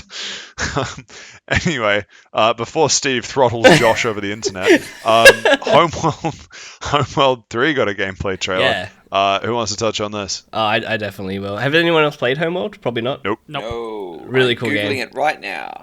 It's super old game, cult classic. I don't really need to say much more other than go watch the trailer. Excited. It looks like fun. Oh, it's an RTS. Sweet. Yeah, it's like an RTS. It's got... Yeah, we won't need to touch on it because I'll spend too long on it. But no, very cool. Highly recommends going to look into it. It's a great series. Well written. 93 out of 100. I don't think that's good enough. It's... Yeah. No, it's I'm very sorry, highly what's rated. Halo Infinite? But that's not. That's not an that hasn't been RTS. out for. Blah, blah, blah. Let's just leave it at that. It hasn't finished yet. Halo Infinite's swan song is not over yet. an 87 Oh, out of no. 100. But If the it game had hasn't co-op, been it'd be out for 95. that long. Like, how many reviews? Like, it's just like 89 reviews. Yeah, and this has only got 20. Oh, yeah. it's a cult classic. It's old. The review system didn't exist. But yeah, we can move on. Let's just go watch the trailer. Will do. PUBG going free to play. That's all we really need to say. Cool. And yeah, They had you'd to be do something to interested. compete with Fortnite. Yeah. I mean, Don't know that it'll work. I feel like everyone that played PUBG already has PUBG, and everyone that isn't going to play PUBG probably won't. No, but still worth you're not mentioning. Gonna get into it. Yeah. And Anyway, yeah, I think the last late minute thing I added to our little list was that the Rocket League mobile game's available now, Sideswipe. So you played it? No, have you played it? I didn't know this was a thing. Yeah, it's a thing. There's actually a great Sunless Khan video. Shout out to Sunless Khan. Know you're a big fan. Here's to you, boy. He's got a great video on someone that made a mod of playing regular Rocket League like Rocket League Sideswipe. Oh, cool. I've heard mixed things about the game. Like I've heard it's fine, but I don't think it's a replacement for Rocket League by any stretch. I don't think it's meant to be though. It's just like no, but like I don't know that it's I don't know that there are too many people that are playing Sideswipe more than Rocket League when they have access to Rocket League, say. But I mean, sure, it's fine. It's definitely an interesting take. It's a break away from 3D driving around football soccer, because there are so many mobile clones for Rocket League. It's crazy, and all of them are terrible. So it's kind of interesting seeing them actually make a mobile game and it not to be shit. But I don't know if it's the sort of thing that I'd properly play. It's 2D side scrolly as a Rocket League game, so it's kind of plays very differently, I think, is the point that I'm trying to make. It's kind of fun. I might pick it up at some point just to play on the train. Yeah. More power to you. So those are all the announcements. We can probably just do a quick fire. That was supposed to be quick fire, but here we are. Of the things that won, obviously It Takes Two got Game of the Year. Quick round the lounge. Eeny, meeny, Josh, what do you think? I haven't played it. I don't really know what to think, but I think Metroid Dread was one of the nominees, and that was my pick. So the Game of the Year, it was given to It Takes Two, and it beat out Deathloop, Metroid Dread, Psychonauts 2, Rift Apart, Ratchet & Clank, Rift Apart, and Resident Evil Village. Yeah, I can't comment on most of those. Yeah, I can't comment on most of those. I played Metroid Dread and I played Ratchet & Clank. I have It Takes Two now ready to play with my girlfriend when we get the chance. But I'm excited to see what this game is like since it won. Yeah, it's definitely, I've heard very good things, and it was definitely on my radar, but it looks like now I will be accelerated to go watch it. Yeah, I played A Way Out, I think it was called, the last game this developer did. Yeah. And that was very, very good. That was a fantastic game, and I've heard people really likes this one as well, so... From what I heard, It Takes Two really polishes the co-op aspect, so... Oh, that'd be great then. Yeah. Do you think they have a Discord server where I can find other singles in my area that want to play It Takes Two? You've got a podcast for that. If anyone wants to play with me, I'm kidding. I meant more like, me or Steve, but yeah, right. Well, actually, I'm the only single, Let's go. Yeah. Hey, Steve. We're playing it, Josh. Let's go. Hey, Patrick, if you're looking for people to play with, could you give us your Steam details? Just Why don't I just give you my address? It'd be faster to find me that way. Cool. Yeah, no, cool. I don't know which. Everyone has this list in front of them. Any ones that stick out that people want to touch on? OST was well Near deserved. Replicants are well deserved. Yeah, even same words. Yeah, so good, so good. I'm pretty sure we talked about that when we saw the nominees.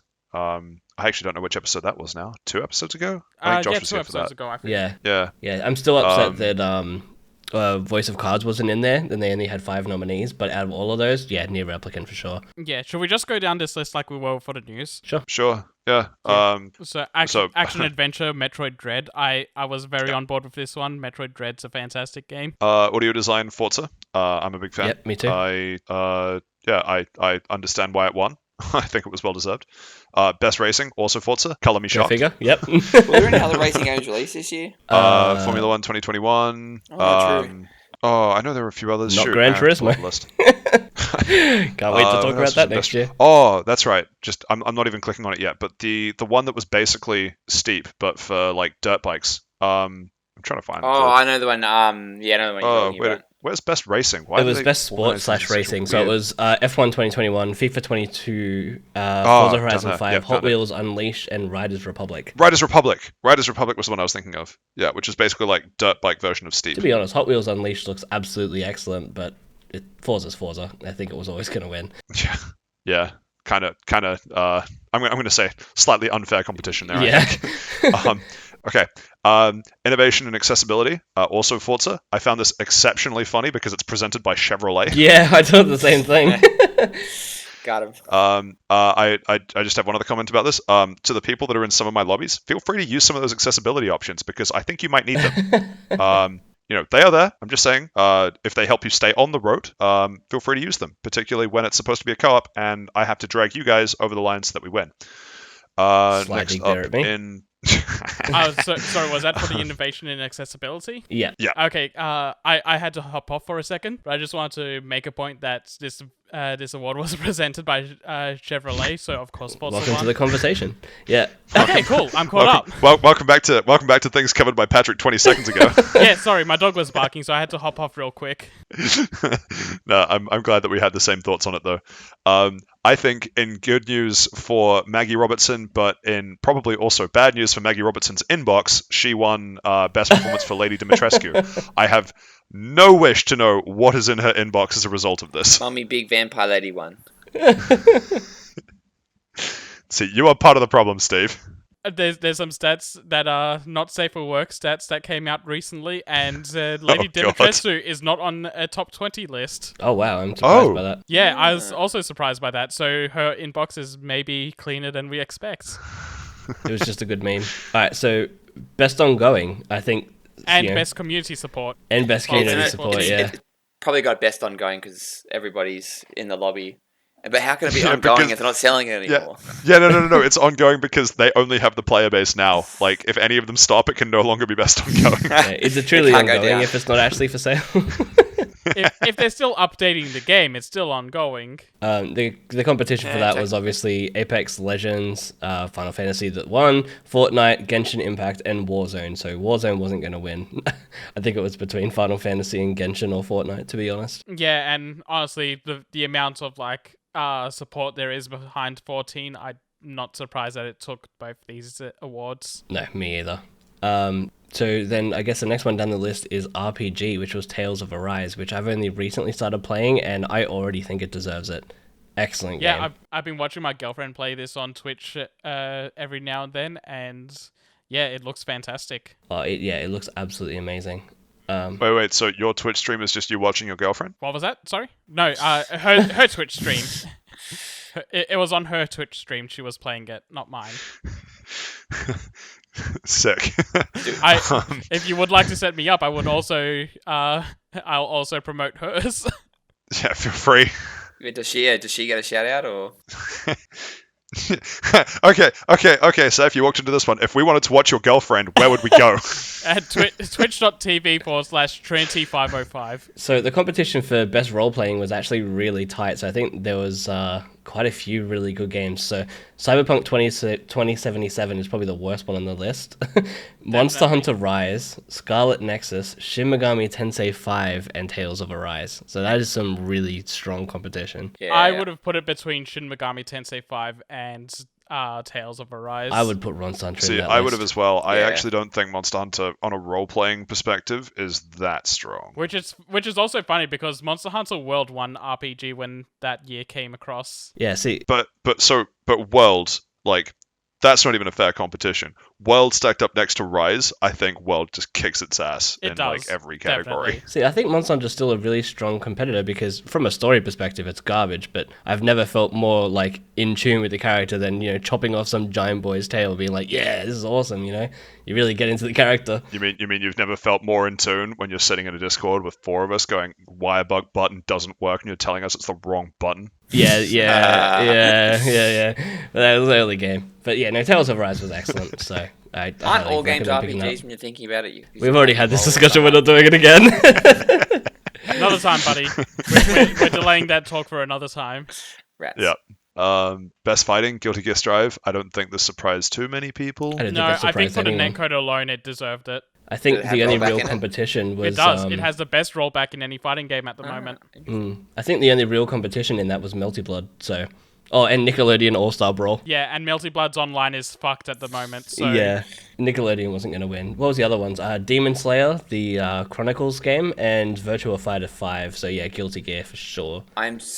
That Demon Slayer was such a. I'm like, they just put that in because they didn't know what else to put in there. It's like they always put an anime game in there. When Yeah, Jump it's- Force came out, Jump Force was up Yeah, there. that's right. It was too. Melty Blood yeah. is the anime game in there though. Nice. No, I mean like Anime Arena Fighter. Oh, okay, fair. Most anticipated, surprising absolutely no one. Elden Ring. Elden Ring What? gets it. No way. That's crazy. I don't actually remember what its competition was. Let's have a look. The sequel to Breath of the Wild. That's right. God of War Ragnarok. I think Horizon Forbidden West. Horizon Forbidden West and Starfield. I'm actually kind of surprised Starfield didn't win. And Elden Ring had that really big hype train quite It did. recently with that gameplay trailer dropping. Yeah, people have been non-stop wanting Elden Ring since it was announced. Yeah, same Yeah. as Starfield though, but I guess there's way more hype around Elden Ring. I do like that they called it the sequel of The Legend of Zelda. Yeah, I Breath think of it the Wild doesn't have though. an official name. I It's hate so it. good. Yeah. Yeah. And finally, content creator of the year, Fast Travel Lounge. Wow, I that was can't a believe it. surprise. We did it, boys. Yeah. We did it. Unfortunately not. It was Dream, but it's okay, boys. We got this next So, year. lesson learned, Oh, if I you really cheat wanted in to say your it was just a Minecraft dream. speedruns, you can become content creator of the year, guys. To be fair, the other four people I've imagine never creating heard of. so much content that you managed to get, what was he, like a professor of mathematics and probability at Stanford to publish a paper Yeah, on like the chances of Dream actually and performing it was like those speedruns. minuscule. Yeah, it was like one in like several billion or something. Yeah. The other nominees were someone called Fusely, Gauls, Ibai, maybe, and Refka. The only person out of these nominees I've ever heard of was Dream. Yeah, me too. And he's a Yeah. Minecraft creator. I know Fusely and Dream. I like how you say someone called, and like these are the content creators. These are literally the biggest content creators. You're like, there was someone called. Like, I've never heard of any of them but Dream. So. Apparently there's this guy called PewDiePie. He's pretty big from what Yeah. Someone called Donkey. Oh, yeah, boy, feel Donkey. free to check him out. Oh, shout out to Donkey, man. Oh, he's so funny. Oh, God. Yeah, we keep this podcast going for another year, guys. We're in the running. Easily. So that concludes Game Awards. Overall, pretty happy. I think that's basically I think like that's the sort of game- what I expected the list to be. Yeah, with the event itself, I was kind of bored all throughout. It wasn't a very interesting event to watch. It wasn't a very interesting year, to be fair. Yeah, that's Yeah. also true. Has anyone, random final thought before we move on, has anyone picked up a game after seeing it in one of the Game of the Year lists, or is now thinking about playing a game that they previously weren't as a result of seeing it either nominated or win in one of these think categories? it takes I've said two. it like I've said it like Yeah. 5 times already, but it takes 2. Yeah. Yeah, it takes two as well. I mean, I always had Everything intentions else to is play already- it, but Yeah. Well, we'll play it next week, Josh. yeah, sounds good. Yeah. Like everything else was sort of already on my list. Like I've heard good things about Tales. I've heard good things about Metroid Dread, but It Takes Two, like that, it winning the award pushed me over the line. Yeah, to be fair, It Takes Two is the Yeah, only game I'm I in the haven't same played that boat won as an well. award. I think. Yeah, no, but yeah, I think they were all very strong winners. So Yeah, and for the Game of the Year nominations, like besides It Takes Two, I was interested in basically all of them. Psychonauts 2, I do want to play at some point, but I need to play Psychonauts 1 first. Resident Evil 8 is also the same boat of I want to play the other Resident Evils first. Deathloop's the only one I And- don't have an interest in, and it's only because it's a buggy mess. At least on from PC. what I heard, it's been fixed. Oh, Yeah, maybe. they fixed. From what I've heard, they fixed a lot of it. Once they removed the DRM, that fixed a lot of issues. Go figure. Pirate Bros, we won. Yeah, well, Deathloop's probably one of the only ones on that list that I picked up after seeing it gets, because I was sort of on the fence about it, but seeing it just get nominated for so many categories, I thought there must be something to this. Yeah, And the Steam reviews were actually fairly in favor of it. Yeah, So it Deathloop seems is like they have fixed a lot of the issues. Deathloop is something I've been interested in since the announcement. The idea of it behind it was always interesting to me. I just didn't have the money to get it at launch, so Yeah. I'll get to that at some point. But that was also something I've been interested in this. So the Game Awards itself didn't boost that for me. Fair enough. Yeah, it's cool. Cool. Well, I guess that ends the discussion on the Game Awards. Looking forward to next year, and it'll likely be that, as you know, we sort of alluded to, our first 2022 episode will likely be our own reflection of 2021, so people can look forward to that. Time for the audience question. We have an email in from our number 2 fan. He writes, "Good morning, Kings." Thank you. Strong opening. It's nighttime. Well, it's morning for me. Fuck. What is the game that you've sunk the most time into, and why? No MMOs allowed. They're a cop out. And the PS is that if you spoil 14, he's gonna break someone. So understandable, really. I think we've been pretty good about spoilers for 14. What do we think for this year or just games of all time? I don't think you said who the email was from, by the way. You just said they were our number 2 fan. They know who they are. Shout out, Dan. Thanks, Yeah, Dan. shout out, Dan. Mr. Thanks, Dan. Two first Yeah. names. Can't trust people like that. Cool. Thanks for writing in, big fella. This is actually a fairly difficult question for me because I don't think there's many games that I spent a whole lot of time on. But I'd say maybe Tekken 5 because I spent a lot of afternoons going through those arcade modes for every character. I played it. So are we saying this year or are we saying all time? Well, it says all doesn't all, say. all time. I don't think it was this year. He asked if it was just in general, which is why. What said did he no. mean? Okay. Yeah. So yeah, Tekken 5. Who is Dan? Tekken 5, I put a lot of time into that myself by going through every arcade mode. I did a lot of time playing it with my brothers and my family. And then when it came out on PSP, I did the whole single player aspect again. And there were more characters to go through on the PSP version, so that added more time. And there were extra modes. Yeah, so maybe Tekken 5 is the game I've put the most time into that isn't an MMO. Please don't say Tekken 5 again. Wow. Who wants to go next? I'm just trying to think. Like, so I know I spent like an ungodly amount of time in Skyrim by succeeding in 100%ing it and all the DLC. And I think I did it twice. I did it once to the 360 version and once to the Xbox One version, simply because it's pretty good. But I played, yeah. Persona games that also make you do an ungodly amount of time in them. Yeah, Just to clear them. I played Persona 5 through twice. Persona So- 5 Royal took me 150 hours to get through. Just one playthrough. Yeah, just one playthrough for Fucking the hell. Royal. I've never played Royal. I only played like the original one. Yeah, the original was like 110 for me, so Yeah, the it's pretty Royal long. Edition added like an extra 40 hours of content. But then at the same time, I probably put like an ungodly amount of hours like in Halo Reach and Halo 3 multiplayer back in the day. And Pokemon as well, like going to all the effort of like it's a cop out because it's a series. But when I was like doing the living decks last year and a bit of this year, like it's a lot of doing something for like one purpose. So I replayed a bunch of games and took a lot of time breeding and leveling up and all that type. So I don't know. Yeah. It's quite tough. Yeah, if you go by a series, for me it's like Kingdom Hearts and Pokemon, because Pokemon doing the national decks, and Kingdom Hearts I had an insane problem where I was getting the platinum trophies in every game, and some Oh of those fucking hell! Some of those That's were 60 hours. impossible. I did it for every PS3 game. Oh my god. Yeah, so some of those were like Jesus. 60 to 80 hour endeavors. One of them was over 100 hours.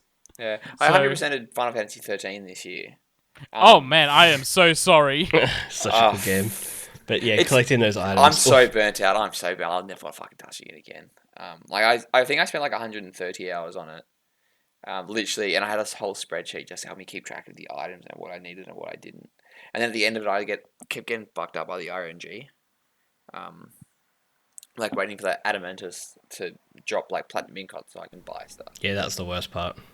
Yeah, I'm looking at my shelf and I'm realizing, holy crap, I spent 80 hours, maybe 100% in Crash 4, and that was a hell of a time. That's not like a most I've spent on anything or anything, but that's more than I should have spent on Crash 4. I think for me, series-wise, definitely Pokemon. Even game-wise, probably Pokemon Ruby.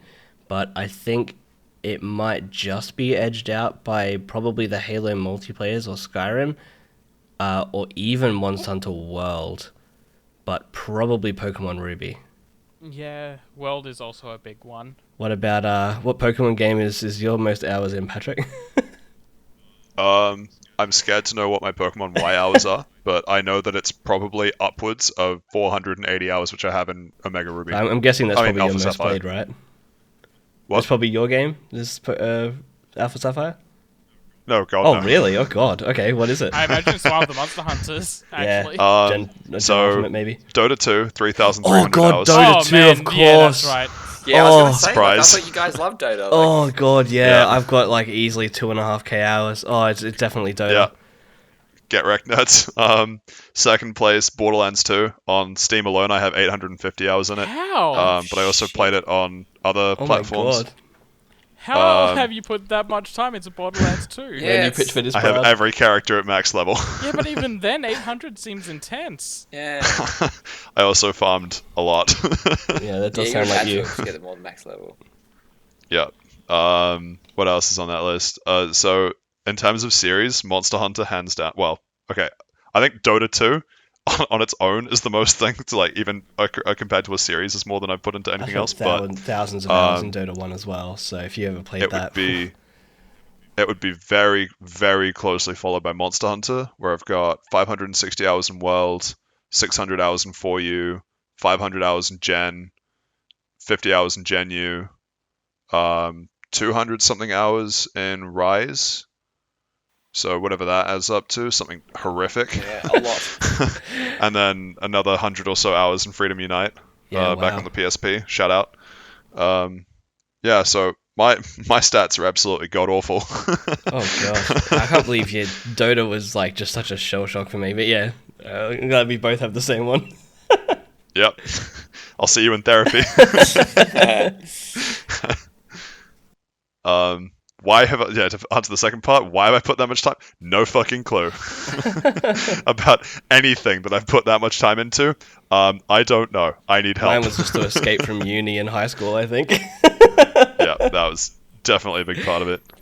Yeah, I've only played 2 games. Hope that answers your question, Dan. Yeah. Hope if you're gonna brick someone, it's not me. Because you asked nicely, I will not spoil Final Fantasy 14 this week. I will. No. So the real villain is... Well, what do I care if it's spoiled? I can't even buy the game. Yeah. But then when you do start playing the game, you're like, oh, fuck, I wish I didn't know about this plot. You're like, wow, I've got I'll like forgot 6 about years it. of content that's going to take me several months to get through and about 500 hours Yeah. of cutscenes. Says the guy who gets through hundreds of hours of content in a single week and then is like, nah, I'm burnt out. Yeah, well, that's it should be like that sometimes. Yeah, oh, fuck it, dude. You gotta play something until you're sick of it, right? Exactly, yeah. It's like listening to you get one song, you're like, man, that's According to my playtime, you don't actually. yeah, Man, I wonder how many times that one guy has listened to In the End by Linkin Park. That one guy? What? Was it In the End? Hold on, let me quickly get this since I got you interested. I don't think I really want to know, to be honest. Is it just one AMV on a loop? Well, I know that there's one guy who has watched Paul Blart Mall Cop on average twice a day. I've seen that Netflix according stat. to Netflix. Yeah. Someone needs help. Good going. Yeah, stay strong, champ. We believe in you. Probably someone that's like playing it for their pet or their child, which is basically a pet. So the original post is a green text post at a friend's house. Check out his iTunes library. Literally only one song, Linkin Park In the End, almost 30,000 plays. Oh my god. And then someone made a thread going, browsing at best of 4chan thread. See this. The post was about me. Someone says prove it, and he posts a screenshot of In the End still playing, and it says 64,694 plays. This was Good back in God. 2014. Good god. Damn. When asked why, he's like, I like the song. I don't like other songs. I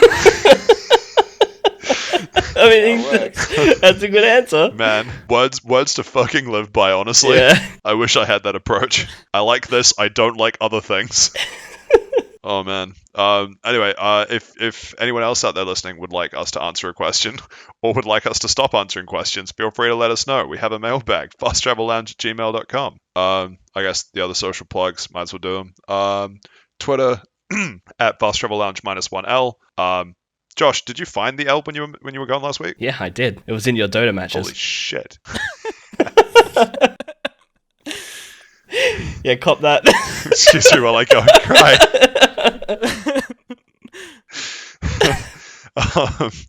We're also on Facebook. Be strong, Patrick. You can get through this. Patrick, Fast don't take the Travel Lounge. knife out yet. It just makes the wound worse. I think we know who's getting bricked, and it's not Patrick. Yeah, but that almost brings us to the end of episode 7. Quick round the lounge for it won't actually be next week's episode. This will be the last episode for 2021. But is there anything upcoming? I know we sort of touched on Christmas Pines and things, but what? You guys are playing It Takes Two? Anything else notable between now and our next episode? Well, for I'm me, gonna finish. Oh, I'll let Steve go first. No, let's all talk at once. yeah. Yeah, no, that was kind of cute. I want to because I got a bit of Christmas break time. I want to replay Persona 4. I just had like a really big itch after Seth's chat about Persona 3, but I don't want to play Persona 3, so I'll play Persona 4. And I want to get back into. I want to finally go back and finish Dark Souls. I never finished it. Like I lost to Ornstein and Smog too many times. Highly recommend. Yeah. I bought the remake like a year and a half, 2 years ago now. Or remake is in like the upscaled version, and that's it. The first game was completely rebuilt. Oh, was it? Oh, Yeah, fantastic. it's the only reason I it can't works wait on PC. Yeah, can't wait to go to Blighttown and have 3 frames a second. Enjoy. No, Blacktown was pretty stable, at least on PC, so hopefully it works on Xbox for you. Cool. I think from my perspective, Tales of Arise, It Takes Two, probably a bit more Halo Infinite, and then, I mean, depending on when we start recording it, because I don't know if we've set a date, Monster Hunter Rise. So much Monster Hunter Rise. Yep. I think we'll be back Seth? before Monster Hunter Rise comes out, but for me, it takes 2. Hopefully, I'm going to finish Final Fantasy 14 tomorrow. At some point, I'm going to buy the new Dark Pictures game and play through that with a friend of the podcast, Jake. And Friend, a strong word. Yeah, indeed. yeah, very very strong word. Associate of the podcast. Even that's a strong word. And there was one other game I wanted to mention, and it's slipping in my mind right now, so we'll forget about that.